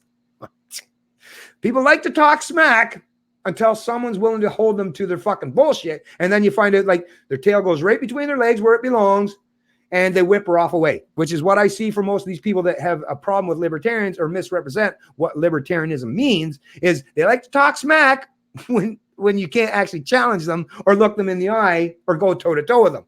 Then they like to, like I say, CB fucking Rambos or keyboard warriors. That's all they are. Because I'm waiting for any of them. Not one. Even Boss Man. Hey, Boss Man, if you want, I'll bring you on the channel. You want to show your face? I'll watch for the reply because apparently you want to talk smack. You want to bring yourself on there and show your face? All right?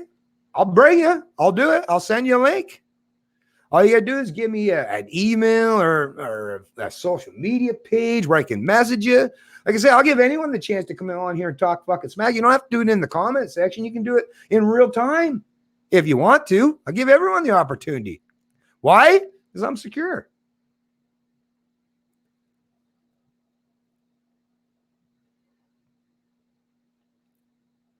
Oh, thanks, Peter Angebrand.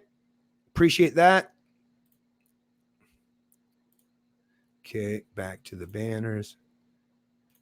This is another important one. I love sharing this one because it's so true. Gold standard. Gold standard is great, David Forbes. Although obviously the problem today is, not many people have access to gold, but the gold standard was proper because the governments couldn't just, especially when you had it pegged to gold. Like, so when the U.S. reserve was the reserve currency, or even when it wasn't even the reserve currency, but if you had your dollar pegged to the gold standard, then yeah, if the government printed money, well, you would see, well, I mean, even the price of gold today, even though it's up to what, $1,500-$1,600, yeah, it'd be a whole lot higher today based on the trillions of dollars that the central bankers printed and to deflate and devalue our fiat currency. Well, you would see gold would be like, fuck, man. The valuation of gold, if you had even just 1 ounce, you'd be like probably a millionaire today almost. So yeah, the fiat currencies, that's the problem with the fiat currencies is, yeah, you can manipulate that and you can spread those costs around. You can do those death by 1,000 cuts, right? So people don't feel that they're being as harmed economically as they truly are, because it's that death by 1,000 cuts. But they're being harmed, like even with 2% inflation, when there's no genuine drivers for inflation. If the central bank, by quantitative easing, is stimulating artificial inflation, even if they do it at a micro level at 2%, well, you take 2% over 50 years. Well, there's 100% of the purchasing power from all that shit that you provided. It's gone. It's depreciated, right? But take even 2% over 5 years. Well, that's 10%. So in 5 years, 10%. But that inflation, they strip out all the real important parts. Like I say, that food, that housing, that inflation rate is not even a proper reflection of true inflation. If you knew the number of true inflation, well, some of us kind of do, because when you go to the grocery store, even though you don't understand macroeconomics, you know damn well the inflation rates are much, much higher than 2%. So what that inflation is happening, and because it's not happened under market forces, market-driven forces, but it's happening under central plan fiat edicts, is you're having your valuations of your labor, your intellect, and all that you provide to society artificially devalued by central planners. And people are still willing to go along and allow that to happen. That's like getting not a raise, but that's like going to work every day and getting lower and lower amounts on your paycheck. So let's say you make $12 an hour today. Well, that means, maybe next month you'll be at like $11.50. Well, would you be happy with that? Right? No, but apparently you put up with it, because even though you've gone down to $11.50, whereas you were making $12 an hour before, but now the government has made it so that they can get some cheap goods that you can buy to compensate from all your losses. So you can buy some Chinese cheap goods at Dollar Store or Dollarama, and that'll make up the difference, right? Anyways, yeah, that's my response. Now, to me, the gold standard, or anything that can hold transaction accountable, such as blockchain. But once again, I would never want to go all in solely on electronic currencies or means to retain, possess, or exchange value from your labor, your intellect, or your resources. But I think blockchain is perfectly suited and well suited for a myriad of not just things that government already has control over, so healthcare systems. Yeah. Blockchain could do a great job as far as holding everyone to account properly, because it comes with a built-in ledger, right? But even for a medium exchange or a currency, you could use it for that as well. Or a retention of that value, because as you're seeing, blockchain is holding or retaining its value a whole lot more than any of the fiat currencies. So whether you want to go on a gold standard or use silver, or you just want to barter, or you can find some other way to retain or maintain the retention of the value. So a lot of people have gone into housing today because they realize that this Ponzi scheme is their way to artificially bid up or maintain or actually increase the valuation of the things that they've invested in. So that's why a lot of people are investing in the market today, which in reality, housing should have never been a thing where you use as an investment tool. Housing was properly meant to keep a roof over your fucking head. Once again, you always find these cronies, these dipshits, these corrupt fuckers that'll find some way to make it at your expense. But at the end of the day, the way you circumvent or prevent that from happening is decentralizing things, right? Because when you have one size fits all, one currency, then in Canada, if you can only use Canadian dollars for most of your economic transactions, then whoever's in charge of that currency, which is the Bank of Canada, and by natural extension, all the other central banks around the world, in the International Monetary Fund or the BIS, the Bank for, if these giant bureaucratic central planning institutions have the ability to micromanage, dictate, and control what your currency is worth, you're still on that fucking treadmill or that hamster wheel all the time. And eventually you're going to run out and you're going to trip up and you're going to fall flat on your fucking face. And it's not because you did anything necessarily bad other than, stay on that hamster wheel for too long, right?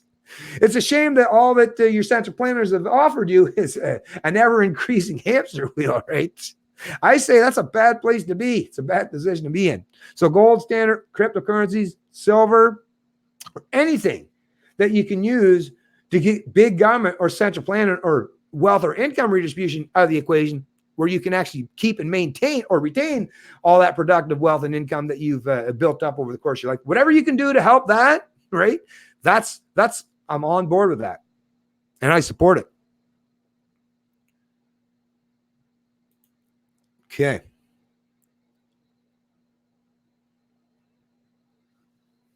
Let me scroll down here, folks. I agree. Job prospects in my local area are poor enough and my body old enough that living cheaply is my best option. Well, yeah, that's the thing. It's incentive, right? Really, the whole world, we all as human beings, well, not just human beings, the animal kingdom, we all work off of incentive. So whatever people are doing today, predominantly the sheeple, well, it's because they've been incentivized to act in that manner. It's not that you can't change course or correct it in any way. It's just stop going along with central planning models. Be more individual. Be more sovereign. British. Okay. When my 15-year-old was born, bread 99 cents on sale for 79 cents. 4 liters of milk, $3.73, now $2.29 for the bread and $7.63 for milk. Fuck. No, exactly. No, I hear you, Steve. Exactly. That's a cause and effect correlation of artificially stimulated aspects of the economy in terms of our currency. I mean, think about it. To produce a loaf of bread, I mean, what? I mean, that's probably one of the simplest things that most people should understand is, did it really become more expensive to produce a loaf of bread? Right. And I'm just going to guess. So 15. Oh, let's just say even in the 90s. I'm just going to guess there, Stephen. Right. So let's say in the 90s. Was it really more expensive to produce a loaf of bread than it was, let's say, in the 50s? Because basically the price of all these things, these commodities, these resources that we use or consume have increased. But think about it. Is it because it costs more to produce a loaf of bread? Actually, I would say based on all the modern technologies and innovations, the cost to produce a loaf of bread is greatly cheaper compared to what it was in the 1950s even. So why is it costing Steve more to buy bread?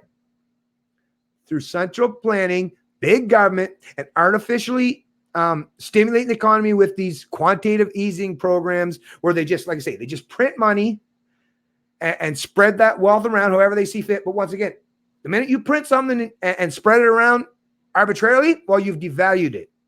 And when you've devalued it, not only have you devalued it for that person, you've devalued it for everyone. So Steve, me, every one of us have seen our economic prosperity and all that we bring to the table and all we produce greatly devalued by central banks and central government policy that constantly, like I say, that death by 1,000 cuts. I say we need to get out from underneath that stuff.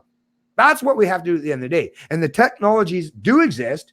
And not just modern technologies, like I say, based on blockchain, such as cryptocurrencies, but also gold, silver, and lots of, like I say, there's lots of ways humans are very innovative and creative if you want to get out from underneath this stuff. You just figure out a way that's best for you so that you're not allowing government to constantly fill up their coffers at your expense because they use that money they steal from you to economically enslave you. They use that to pay their mindless enforcers or the lawyers or the political or the pundit class. They use all that money to pay all those people to enslave you. So you are being forced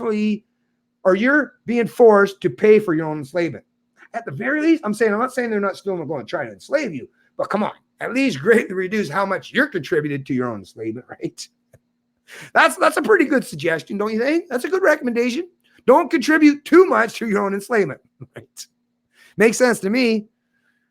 Hey, thanks, boss, man. I'm not your dad. Well, I hope not. At work. Hey, what's going on, plant boy? Thin inflation was a way to take savings away from those who saved. Well, yeah, inflation does. It completely destroys our purchasing power. I mean, just the sheer fact that the private sector is what has produced all the wealth in society. The parasites that work for government have been the ones that, like I say, rest and reside on the production of all that wealth and are benefactors of the redistribution of that wealth. And they get to make it like bands. How many people in the private sector have a good funded pension where they're going to be able to retire at some point in time without having to worry and stress themselves for the rest of their life and how they're going to take care of themselves or their family? Right? Very few Canadians. But hey, if you work for government, if you kiss the ring, right, well, you're golden. I mean, if that's not fair, then that all comes at the expense of the people like the taxpayer. Like I say, taxpayer, fuck you, you're not getting shit. And I don't give a fuck if you starve in the streets, but those that work and function off of the redistribution of that wealth from you, the taxpayer, even though they want to see you in the street, they're like, no, I want to live in my gated community. Matter of fact, I'm kind of getting bored of this $1 million home. I might want to get a $2 million home next month. and sell this $1 million home to some sucker or a family of 10. They're stupid or naive enough to buy it. That's, like I say, what a goddamn world we live in, folks. Yeah, food price. I mean, the fact that in Canada, I mean, even in Ontario, I have to wait. This is the insane part. You have to wait when hamburger, like decent cut of ground beef, medium or lean.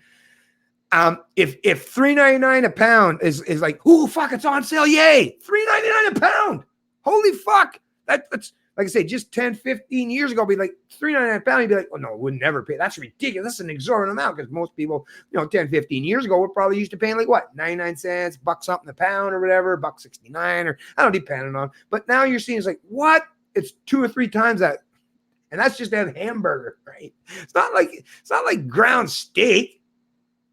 Most of that stuff is just the parts where it's like, you wouldn't use it necessarily for steak, right? Well, I mean, the lean, you get into the leaner stuff, but most of your regular or your medium ground beef is like really, like, trust me, it's not, it doesn't make any sense to be charging on sale price $3.99. So other than the sale price, it might be $4.99 or $6 a pound.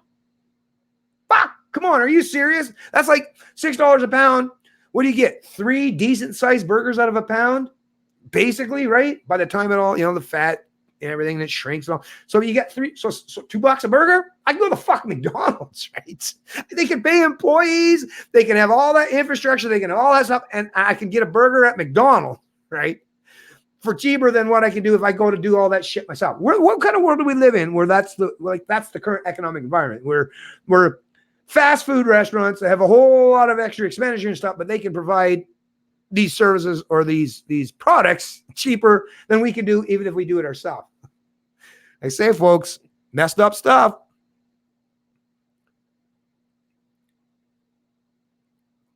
Yeah, success is measured by freedom. I agree.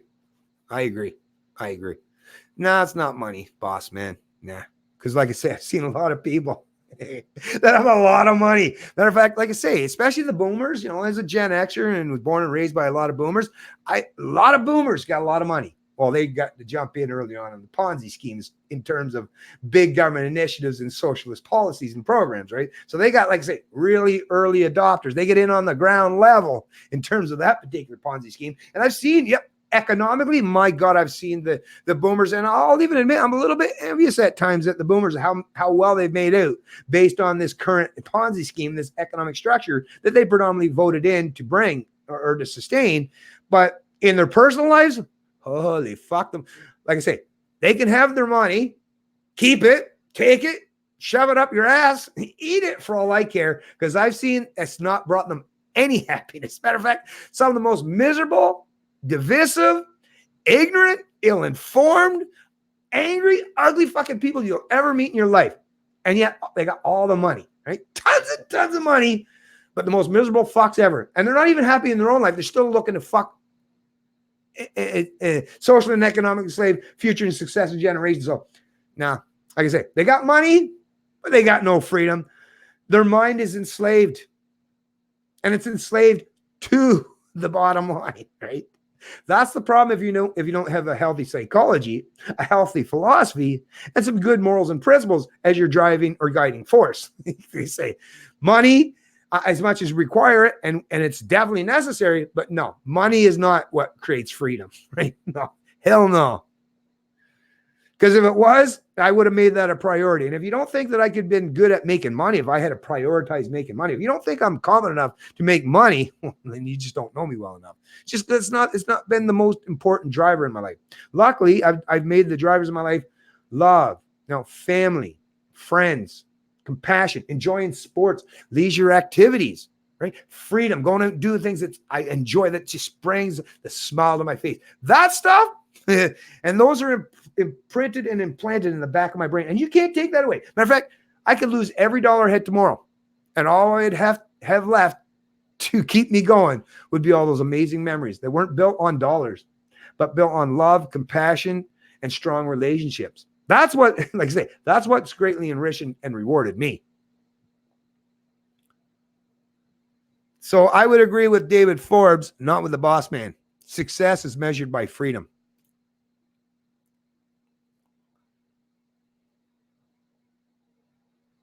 doesn't actually exist. Yeah, no.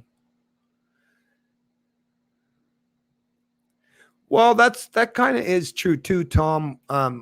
Success is measured by the people you influence. Well, that's a certain kind of success for sure. Yeah, you could, if you have a especially if it's positive influence, because that's the other thing. Some people might, although I guess that could be seen as success too. If you negatively influence people, I suppose you could see that as some form of success. So I guess using the term success, I guess, there's lots of ways that you can achieve success, but success can be measured in many different ways, right?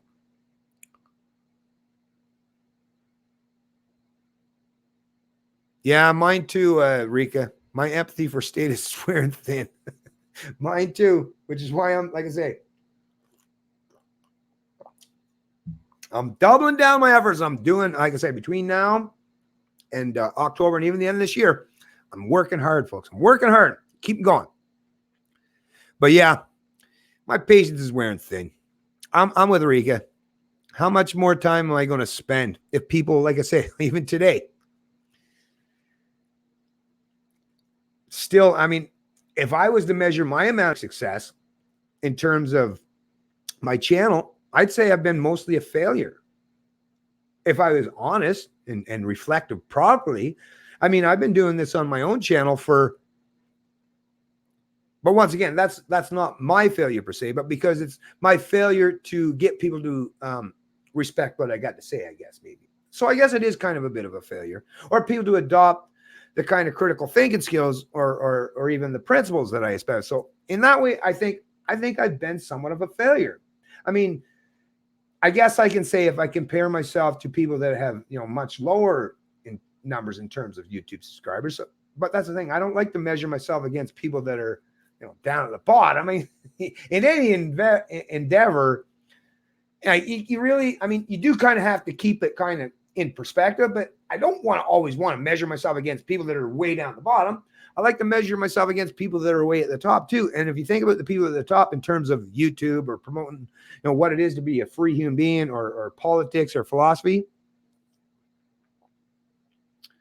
I haven't been ultimately successful, really. Small degree, right? Small potatoes kind of thing, I guess you could say. But maybe why that is because this was never my venture. This wasn't actually something I was born and raised to do. Like I didn't know about most of the stuff until I started delving into it myself. So I guess I'm a late adopter.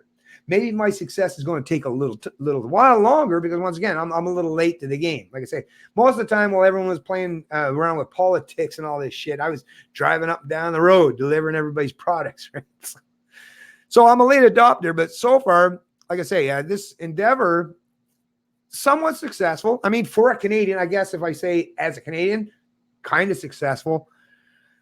But like I say, October will actually help me decide how successful I've been.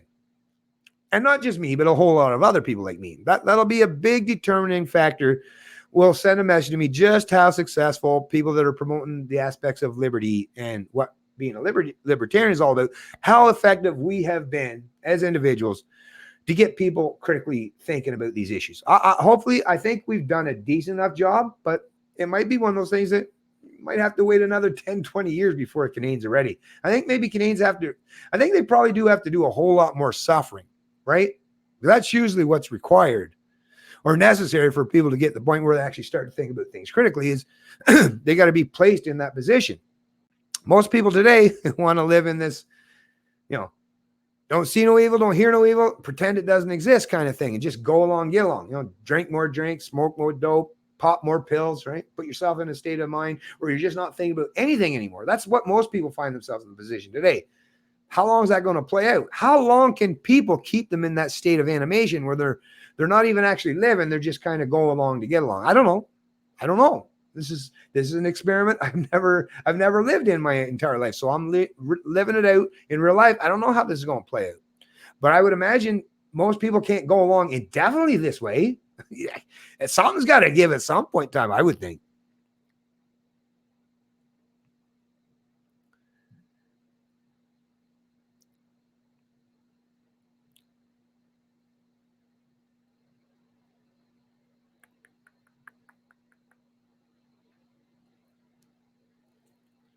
All right. I am wasting my company's time by watching this stream. Well, then maybe you shouldn't be watching the stream, boss man. I don't know what to tell you. Gave the national address for a currency ballot. We can't. Okay, I'm still trying to look for. Did you date an annoying Jewish woman 23 years ago? That was my mother. I could be your son. Did you date an annoying Jewish woman 23 years ago? No. I've been with my wife for we're going on 30 years. So no.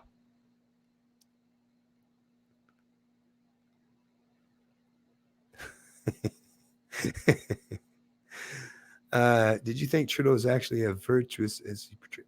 Of course he's not virtuous. Trudeau. No, he's not virtuous.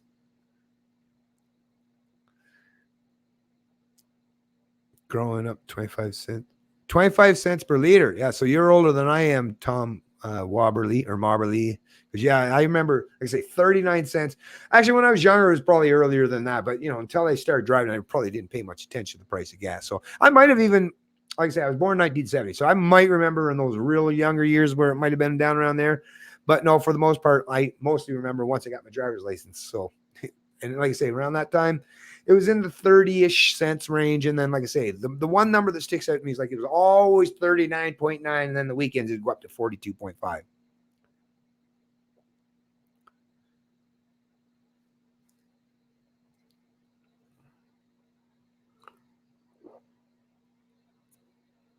Tell me more about how crappy the boomers are. Well, obviously not all. But now that you ask, no, I'm just kidding. But think about it. That was the first generation that the modern welfare state and all the ramp up, ever since that's taken place, predominantly happened under the boomer demographic timeline. That's just a reality. I'm not saying that they started, they invented, or they're the worst people, or as an entire demographic that they're all bad. No, because there's lots of great boomers. There's awesome boomers. I recognize that. But as a demographic, as a generalized statement, yes, boomers were the ones that were the precipice that started this whole thing of making government, right? I guess they were pissed off at their mommies and actually, I can even say this in my own family. A lot of them, my aunts and stuff, maybe they didn't like the way, the way they were preached or talked down upon by the religious leaders in the past. So they were like, fuck you, I'm going my own way. Like, well, actually sounds a whole lot like the bra burning, sex, love, rock and roll, blah, blah, blah. So they were rebellion. What it is they rebelled, right, against their parents, but they just didn't have much to place it or to replace the principles or some of the things that their parents taught them. So they're like, no, we're going to reinvent the wheel. And they, like I say, they made their whole new religion. And like I say, they call it the state. They figured, well, yeah, sure, I could try to work harder and be more productive. But if I can use government, some of them, if I can use government as a means to an end, because, hey, we're in this thing now where we can grow and greatly increase the size and scope of government. Because at that time, when the boomers came to age, government was still quite small.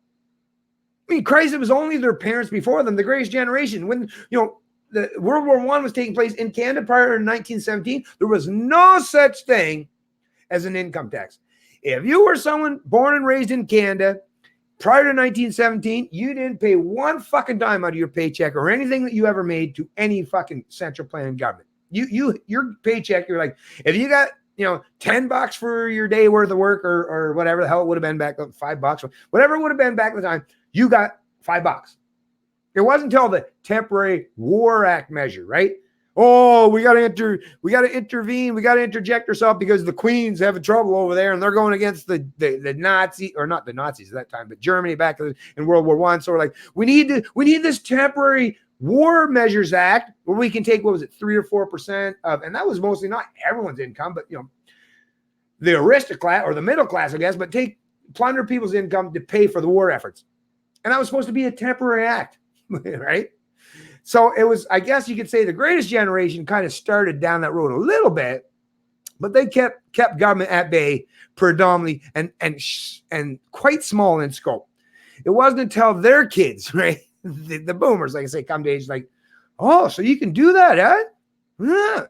If you just get people thinking about this stuff, you just kind of like pretend that you're preaching from the pulpit, but just in a different religion. We'll call this one the state. But if you do that enough, you trick people enough with their mind, you use enough force and influence, and you can ultimately make this stuff work where you can economically benefit at the advantage or at the expense or advantage yourself at the expense of everyone else. And the boomers like, yeah, that's good. I like that. Not all of them, like I say, not all of them, especially those that, if they're in the private sector, if you've worked in the private sector your whole life, I'm not talking about you, right? But if you work for government in some capacity, maybe you only sold yourself out a little bit because like I couldn't go into any of it. I wanted to be a doctor or a nurse, and it's like there is no private doctors and nurses. I'm like, okay, I'll give you an excuse, but at the very least, you know who's paying your check, and you know how it comes, right? So, but yeah, a substantial portion of the boomers did say, oh, so we can do this. Wow, well, this is kind of cool. Thanks for our parents for dipping those toes in the water a little bit and seeing that, hey, if we just use the proper messaging, right? We use the right sales pitch. Hey, we can plunder people's income and bully them, not just bully them into do it, but if they argue or get mad or push back against this plunder of their income, we'll just use rhetoric and say, oh, you don't care about people. You don't care about the poor. Oh, you want people dying in the streets. Oh, you want nobody to have health care. Is that what it is? Oh, you want your grandma to die in this ditch, don't you? You're such an evil man. That's what, like I say, they use the rhetoric. They use the pretense of benevolence. Meanwhile, like I say, they keep that big giant gun tucked behind the back all the time because they pull it out every time. Oh, I want something. Oh, let me use that big gigantic gun room, aka government, as my means to an end. And that's what a lot of those people that have done. And they felt so emboldened and they've got so much entrenched power today that they just want to keep it going forward. A lot of them just want to pass that torch off to their inept sons or daughters, right? That's why you get these Antifa dipshits, no doubt. No doubt in my mind that a lot of these Antifa dipshits were born and raised by a bunch of fucking government hacks and public sector workers. How much you want to bet when you rip the mask off these dipshits that are mostly all about being Antifa dipshits that they were born and raised by a bunch of government hacks? A lot of boomers even, right? So, yeah, like I say, an entitled mentality, once again, not just entitled mentality, but an entitled mentality with a big gigantic thing called government as their ultimate means to an end. And they've been, like I say, they've been pointing that all around to everyone. Now they're willing to point it no matter what the hell it is. And if they want it, they're like, I don't want to negotiate no more, man. I got the gun. Why bother negotiating with people when you got the gun, right? I'll just take whatever I want. Who gives a shit? And just like John Maynard Keynes himself, hey, in the end, we're all dead, so who gives a fuck? Yeah, sure, something might not turn out great at some point in time. Society might break down from all this shit, but you know what? I'll be dead by then. So, hey, how's it going to affect me? Not at all. I don't care, right? They live very much all about themselves and in the moment, but they just try to pretend otherwise to constantly trick and convince their younger generations of their offspring that they got your best interest at heart. No, we're robbing you, we're plundering you, we're dictating, we're controlling, we keep our thumbs on you, but trust me, the only reason why we do it, it's for your own good, right? I say you should tell them at some point in time, hey, how about you allow me to have a little freedom? How about I take care of business? How about I take care of myself once and for all? But once again, that requires you to be personally responsible. And a lot of those people that were born and raised with those boomers, like I say, that promise to take care of them from cradle to grave, they're like, they grew up to realize that, they don't know how to do anything. Don't know how to take care of yourself. So you're like, well, the only thing I have left now is to rely on my boomers or big government, I repeat myself, to take care of me from cradle to grave. Well, like I said, you go along, do that. But I've seen people like that. And they're like the most mindless zombies you ever meet on the planet. They're like, is there a person inside of those, in behind those eyes? Not really. So, yeah. There's my boomer rant for you there, Rika. Sorry. I'm only doing that because I'm trying to appeal to you there, Rika. No, I'm just kidding. But sure, it was very dangerous. Generation screwed. Yeah, generation screwed. Love it. Gen X, yeah, we've been fucked over so hardcore. Even when, like I said, I've said this in past videos, I've uploaded a few of them. Even when they're talking about demographics, I've said this past too. When they're talking about demographics, two dominant demographics they always talk about, boomers and millennials. Why? Because the boomers that put off having kids in a normal time frame, like in their teens or their 20s, and wait till the 30s and 40s to have their kids, yeah, their kids nowadays are the same age as mine. I'm a Gen Xer with millennials, millennial age sons, 2 millennial age sons. Meanwhile, I've got boomer parents, well, not my own parents, obviously, but I know lots of boomer parents from my my parents' age range that have kids the same age as me. What the fuck's up with that? Right? Or I mean, have kids the same age as my own kids. Like, whoa, you obviously waited way late to have those kids. So think about it. These are people predominantly that went in the public sector because they were more about career focused. Some private sector, some, yes, but mostly career driven women that went in the public sector and put off having their kids, right, for decades. Then they finally did, and because they functioned in the realm of public sector, top-down government, they raised their kids in that same kind of authoritarian manner. Now their kids are rebelling against them, and instead of their kids just rebelling against their parents, these Antifa dipshits, they're like causing all that pain to the rest of society and pointing the fingers at us. Meanwhile, it's like, I didn't do that shit to you. Hey, Antifa, I didn't do that to you as a Gen Xer, man. You know damn well I didn't do that to you. You're not my kid, and your parents aren't anyone that's about my age, are they? Right? So come on, quit playing these fucking games. God damn it.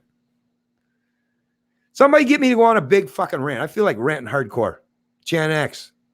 I'm getting in a ranty kind of a mood. Bob Marley, man. Free yourself from economic slavery, man. Damn right. Yeah, man. Yeah, I like some Bob Marley tunes. Economic slavery is a reality, after all. Gen X, baby. The last fucking generation that as far as I'm concerned, the last generation that has a firm grasp on personal responsibility. It's not because the millennials are bad. I'm not saying anything. Because like I say, there's a substantial portion. I have millennial sons. I just told you that. And families are very important. So I'm not painting all millennials. There's some great millennials, and I see them all the time. And that's why I want to entice these people to get away from them fucking boomer dipshits that want to constantly talk about authoritarianism, right? Join us, millennials. Trust me, we got way more in common than we have in opposition to each other. We've basically both been fucked over by our boomer parents. Right? The difference is we did it in different generations, right? Or time frames or timelines. So let's join up. Come on. And you boomers in the private sector, you know damn well, don't you want to send a message to all those public sector fucks? You know, while you're starving in the streets or barely can make enough fucking to pay your bills, or that peddly piss-ass pension that you're trying to live on CPP, while your public sector counterparts are all like, hey, I'm living a highlight. Hey, I'm going on my vacation for the third time this year. Yeah, I got 7-8 weeks of vacation. How many you get? Oh, none? Right? Yeah, don't you even as boomers, even you boomers that are in the private sector, don't you want to fucking send a message to your fucking public sector authoritarian counterparts at some point in time? Don't you want to at least send a message to them? It's like, no, you can't have power forever. Right? Sometime we're just going to have to pull that away from you, right? Does anybody? I know I fucking do. Generation screw. Yeah, by the way, folks, if you ever want go through my past videos, some of my, I know I wasn't as good as I improve. That's what it is. But if you watch some of my past videos, just type in Generation X or Gen X, GEN space and then an X, and watch some of my videos. Because, yeah, I've covered, and some of them have quite a few views. I've got like tens of thousands of views on my Gen X videos and talking about how boomers have fucked us over. Like I say, not all boomers, not all. Hashtag not all. Right?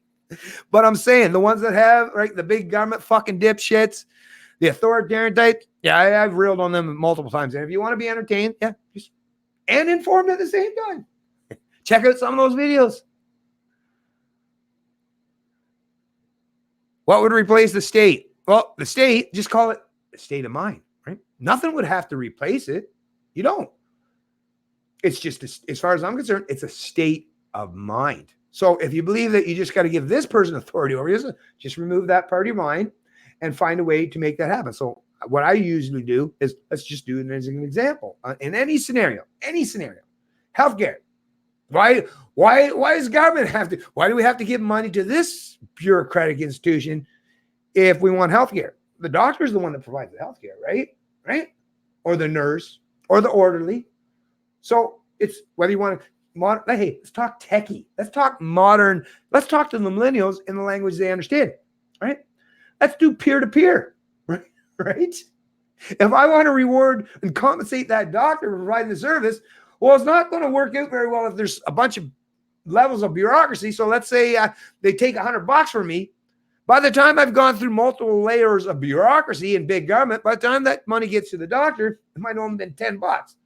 So if the doctor's only going to get 10% rewarded, and the other 90% of that went to pay a whole lot of people that didn't do a goddamn thing to provide that service to me, well, I'd say, well, the best way we can help doctors, if you care about the doctors, which I do, hey, I'll acknowledge right now, even though I like to build with my hands with engines, if I was doing that in the physical body and people had their own livelihood at expense, well, yeah, I want these people to be greatly rewarded. Matter of fact, I'm a big fan of doctors. I'm a big fan of nurses.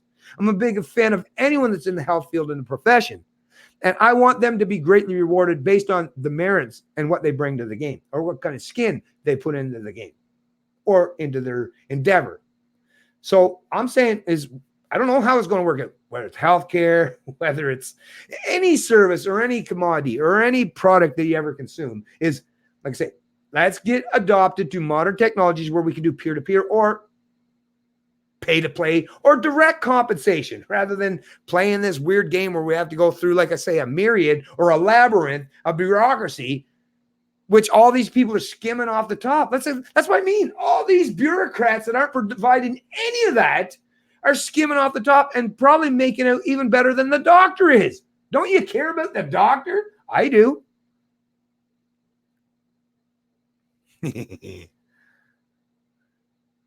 What about the low IQ that are Canadians? Well, there's definitely a lot of low IQ Canadians. I'll acknowledge that one. God damn it. Some fucking really dumbass Canadians out, but that's everywhere, folks. That's everywhere. It's not just Canada. Gen Z has some potential. I would think. I don't know. Like I say, I personally don't have much interactions. I'm waiting for my own kids to have their own kids.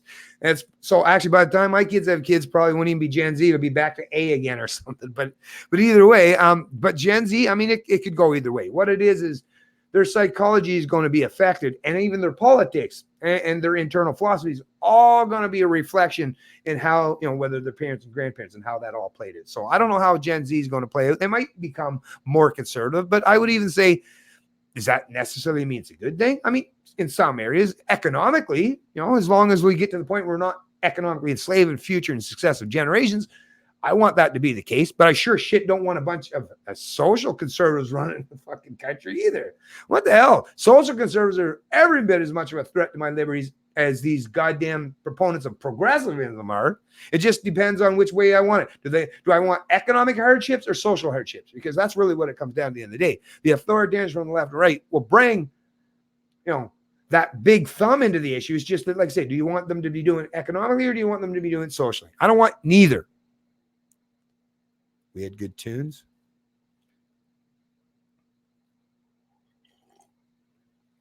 Anyways, doesn't look like there's much as far as questions anymore. Let me see here.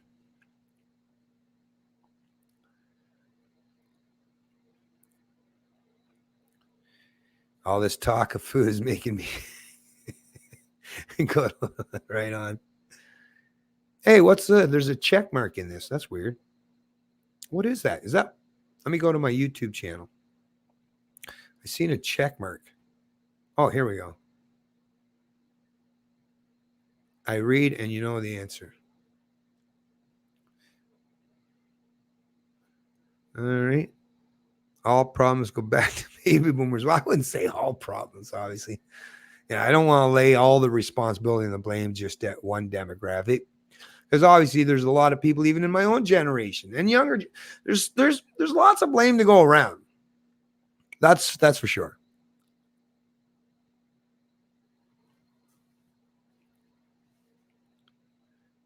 $0.75 in 1977 for a gallon of gas. No doubt. And 41 graduate 96. I've never been able to do more than tread financial water. Yeah. Yeah, it's like it's soul crushing, man. It's fucking soul crushing. Like, if you're not going to be properly, that to me, it's like they're destroying, like, and maybe what it is, they're scared of the inflation that would actually take place, right?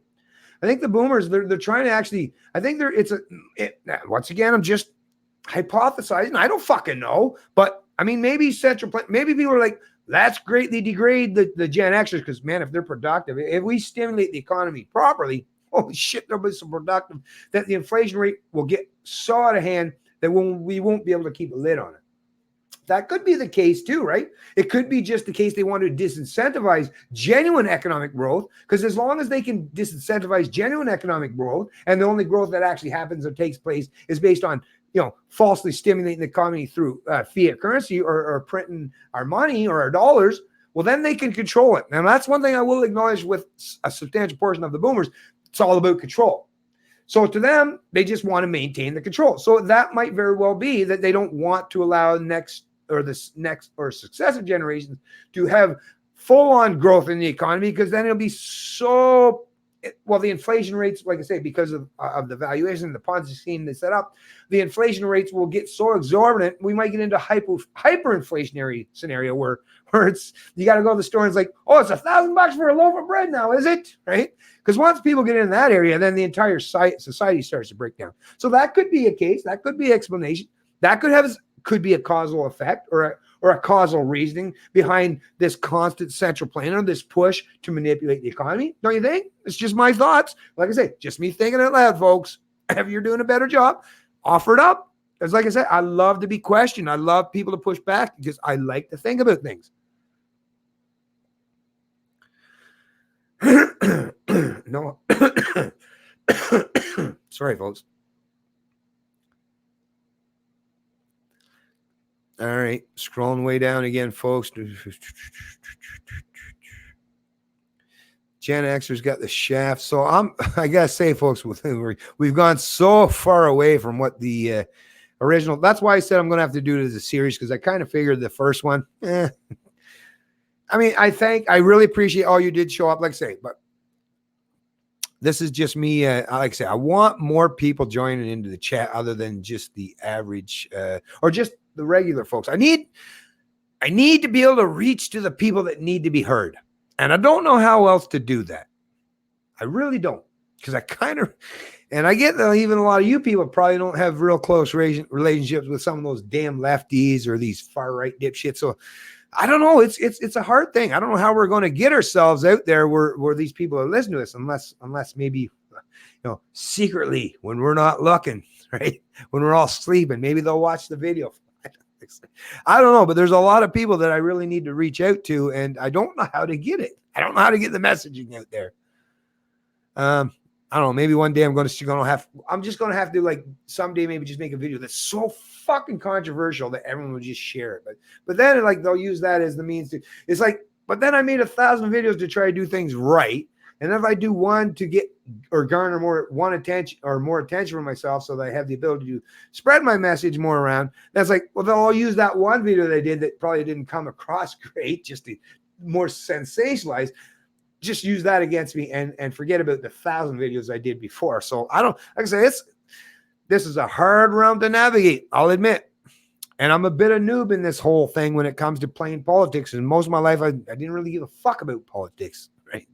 I really didn't, because I've never been the kind of person who want to interject myself in other people's lives. That's what politics is. At the end of the day, is I have to feel compelled to interject myself or my opinion in terms of millions of other people. Like, the reason why most Canadians, or at least that 35%, not most, but that 35% of Canadians like myself, don't get into politics is, I'm fucking busy dealing with my own shit. Who the hell am I to tell other people how to fucking live, right? That's really what it comes down to in the day. But I realize that, well, as much as I ignore and avoid politics or religion, well, they're fucking not ignoring me, right? Matter of fact, they're encroaching on my space hardcore these days. So I guess I kind of have to react in some way.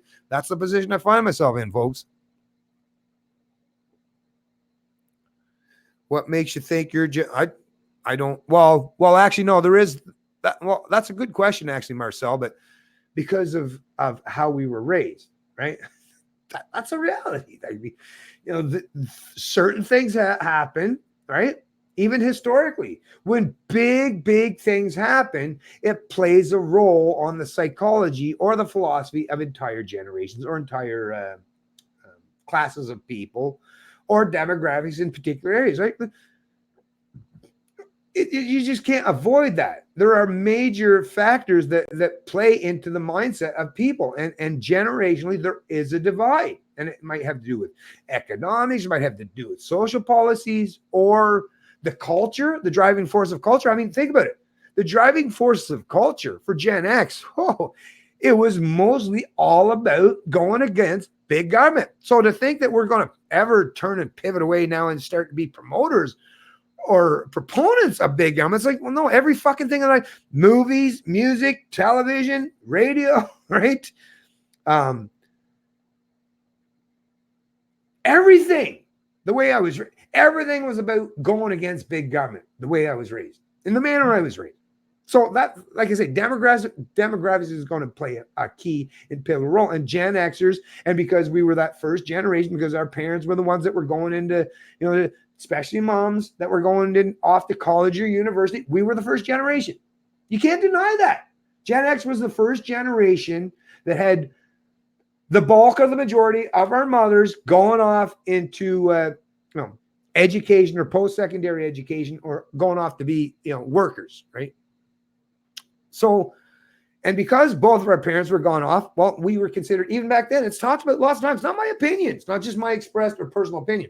We were called latchkey kids because most of it, like I say, both at that time, both our mother and father was gone off into the work field and left us kind of to our own device, right? Which is kind of good because it created a whole lot of semblance of freedom for us, which was a great thing. And we had to learn to be much more personally responsible by sheer fact that we didn't have anyone around to micromanage. So that was the thing. You can't deny that reality. And like I say, it doesn't mean that every Gen Xer was raised under that exact same scenario. But as a generalized statement, I would say, and matter of fact, most Gen Xers that I've ever talked to say, yeah, that totally resonates with me. So whether you want to use anecdotal experience or the demographics or the historical precedent, well, that seems to be a reality. Like I say, there are caveats, there are outliers, there are exceptions to the rule. But as a general statement, Gen Xers are in a pretty damn good position to not be beholden to top-down authoritarianism. I mean, come on. But yeah, thanks for asking the question. So sorry about that, man. Marcel, I just passionate dude once again. Back, know what's going on, Leo? What did I miss? Oh, just not a whole lot, to be honest with you. Not sure I wandered off to take a shower. Right on. Oh, yeah. You probably come back in 5 hours. No, I'm going to probably tie it up here soon anyways, folks, unless I see some questions. Because that was kind of the whole point of doing the stream, is to get some questions about libertarianism. Like I said, I was mostly hoping that the people that are my detractors or haters, the ones that are in the comment section, that like to talk smack about libertarians, I kind of thought that it was like, here, let me give you the opportunity to engage rather than just comment. Here, let me give you the opportunity. I'll bring you into the chat even. Once again, they know where they're at. They know that they have no ability or competence to push back against my position, so they like to sit on the sideline, right? They're those sideline critics. Getting bored preaching to the choir, Ben. Well, yeah, I am, Steve. I like I say, I don't know what I got to do to get my message out there, because the sharing things, sharing's hard. Sharing seems to be hard for people.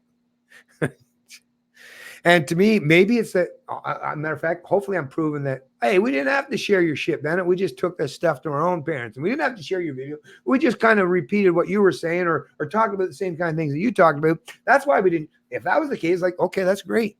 That's great. Like I say, as long as the end consequence is that we're not living in such a top-down authoritarian state, then how we get there, I say, I don't care what path we got to lead, but I do know that I've been at the forefront of that path, and I've been the one beating it down for most people. So acknowledge and recognize. Thanks, Steve. We had community and families in the 60s. Yes, but then that's when it actually started greatly degrading, right? That is literally when, but you're right. Prior to that, family, the family unit, family structure, right? Voluntary interactions, the church, helping people out that were desperate or in need. That was all voluntary. And it was all about, Christianity is in terms of teaching people to be compassionate and moral and ethical and have that proper kind of stance. And then as far as like promoting family values. Well, that was once again, it goes back to Christianity, and they understood that it was very important to do so. But yes, the opportunists, the economic opportunists are like, well, yeah, but no, but, and the feminists, right? Once again, I repeat myself, economic opportunists are feminists, but they said, well, no, it's much better if we can get both, not just the men working, because we got to pay these men such a higher exorbitant amount in terms of their economic compensation, because we realize you got to take care of the family. But hey, if we can get both men and women, if we can get man like dad and mom into the workforce, well, we don't have to pay dad like $20 an hour. Pay dad $10 an hour, pay mom $10 an hour. We get both of them working, so we get double the productivity, and we didn't have to spend one extra dime. We're still only paying it $20 an hour, and we get them out of the household so they're not properly, raising and educating their own kids to be self-sustaining or respect the family or keep that kind of unity together. So yeah, top-down authoritarianism, feminism, and the people that want to manipulate the valuations of what we're worth, yeah, they took full advantage of that, and that did happen predominantly, and it ramped up and escalated dramatically since the 60s, 70s, and 80s. And that's just a reality. Once again, that's not my opinion. That's a reflection of reality. Anyways, folks, I'm going to tie this video up because, 2:40. What time did I start this? Oh, shit, I'm almost 3 hours again. Fuck, I can ramble, huh? Wow, damn. Sometimes I surprise myself.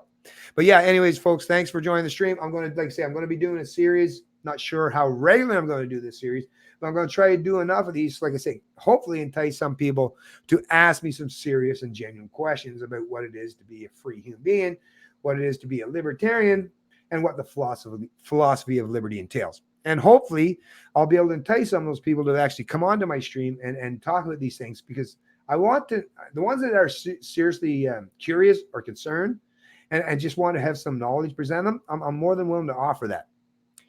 But if you're just a troll and you're just one of those people that you just don't like hearing the truth, well, not only are you failing other people, but you're going to fail yourself ultimately. And that's the case, because you're the one that's got to live and reside in your own mind. So to pretend or suggest otherwise, well, you can do that. But the only thing it's going to have effect on is your own psychology, because you're not going to convince anyone else to believe your kind of nonsense. Thanks, everyone, for joining the chat. Let me say one thing. There was one other thing. Sorry, folks. So before I tie this up, like I said, this was mostly about libertarianism, but I just wanted to add this right now for those of you who are in the chat. Dave Rubin and Maxime Bernier are going to be in Hamilton on here. So let me scroll down here real quick. At McIntyre Performing Arts Center at 135 Fennel Avenue West, Hamilton, Ontario, September 29th at 7 p.m. for the benefit of the People's Party of Canada. So you already know Maxime Bernier was on Dave Rubin's channel, on his YouTube channel. Very popular channel, by the way. Dave Rubin, he identifies as a classical liberal or a libertarian. And he gave Max the opportunity to go on a show, very popular show, like I say. And now he's going to return the favor, and he's coming up and going to help Maxime in this McIntyre Performing Arts Center promote the PPC, the People's Party of Canada. So I'm very appreciative, and thanks to Dave Rubin. Thank you for doing that, because that's an excellent thing for you to step up those efforts, because that's what we need. We need to make liberty popular in this Canada. And we got to do that in tiny increments and supporting parties such as the PPC and Maxime Bernier. Like I say, those people that are at least trying to pivot us away and put us on that direction, trying to take us on that off ramp. Like I say, not sure how far Maxime wants to go. I'm not sure how much liberty he really promotes, but at the very least, I've recognized he said, hey, let's get off of this exit, because liberty looking good from over here. And I'm saying, I'll agree with that. How far that road we're going to travel together, I don't know. Like I say, Maxime might want to get off long before I do. But if he wants to take that exit, go across that overpass and start heading back the other way, I'm willing to join him, and I'm willing to support anyone else who's willing to step up the plate and join him as well. And like I say, Dave Rubin is someone that actually has a very dominant voice and a personality. Now, he is American. I wish he was Canadian, right? But it's nice to see that someone that has a dominant personality and is a pretty popular figurehead on the YouTube platform is willing to do this and come up to Canada and help promote the PBC. So thanks, Dave, for doing that. And thank you, Maxime, for stepping up the plate and going through all the bullshit to at least give us Canadians an option to try to pivot away this kind of top-down authoritarianism that has had a stranglehold on our society for decades now. All right, everybody, have a good one. Rika, you have yourself a great one. And the rest of you folks, take your time. Think about these things critically. Don't get all upset. Don't get pissed off at your neighbors, your co. Try to articulate yourself properly. I mean, if they get to the point where they don't want to listen at all, then yeah, at the end they just fuck you. But try your best. Try your best first and foremost to present or articulate your message in terms of what it is to be a free human being as best as you can, right? And just hopefully they'll adopt and accept it. That's all you really want at the end of the day. Not only you want your own freedom, but you want them to be free as well. And just tell them that my freedom requires that I give you the freedoms. So if I'm saying that I want freedom, I'm also accepting and owning up the responsibility that I'm going to have to hold those freedoms near and dear so that you get them as well. And if we're all striving to attain some level of success in terms of personal freedom, then once again, we all benefit, no matter what side of the political aisle or any area of that political spectrum that you rest or reside on.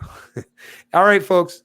Gonna cut it off now, and everyone have yourself a great day. My next stream, like I say, I'll mention it one more time. Greg Hessian, Calgary's Foothill PBC candidate, September 14th. That's on Saturday. I'm going to be having a conversation with him at 10 a.m. Eastern time.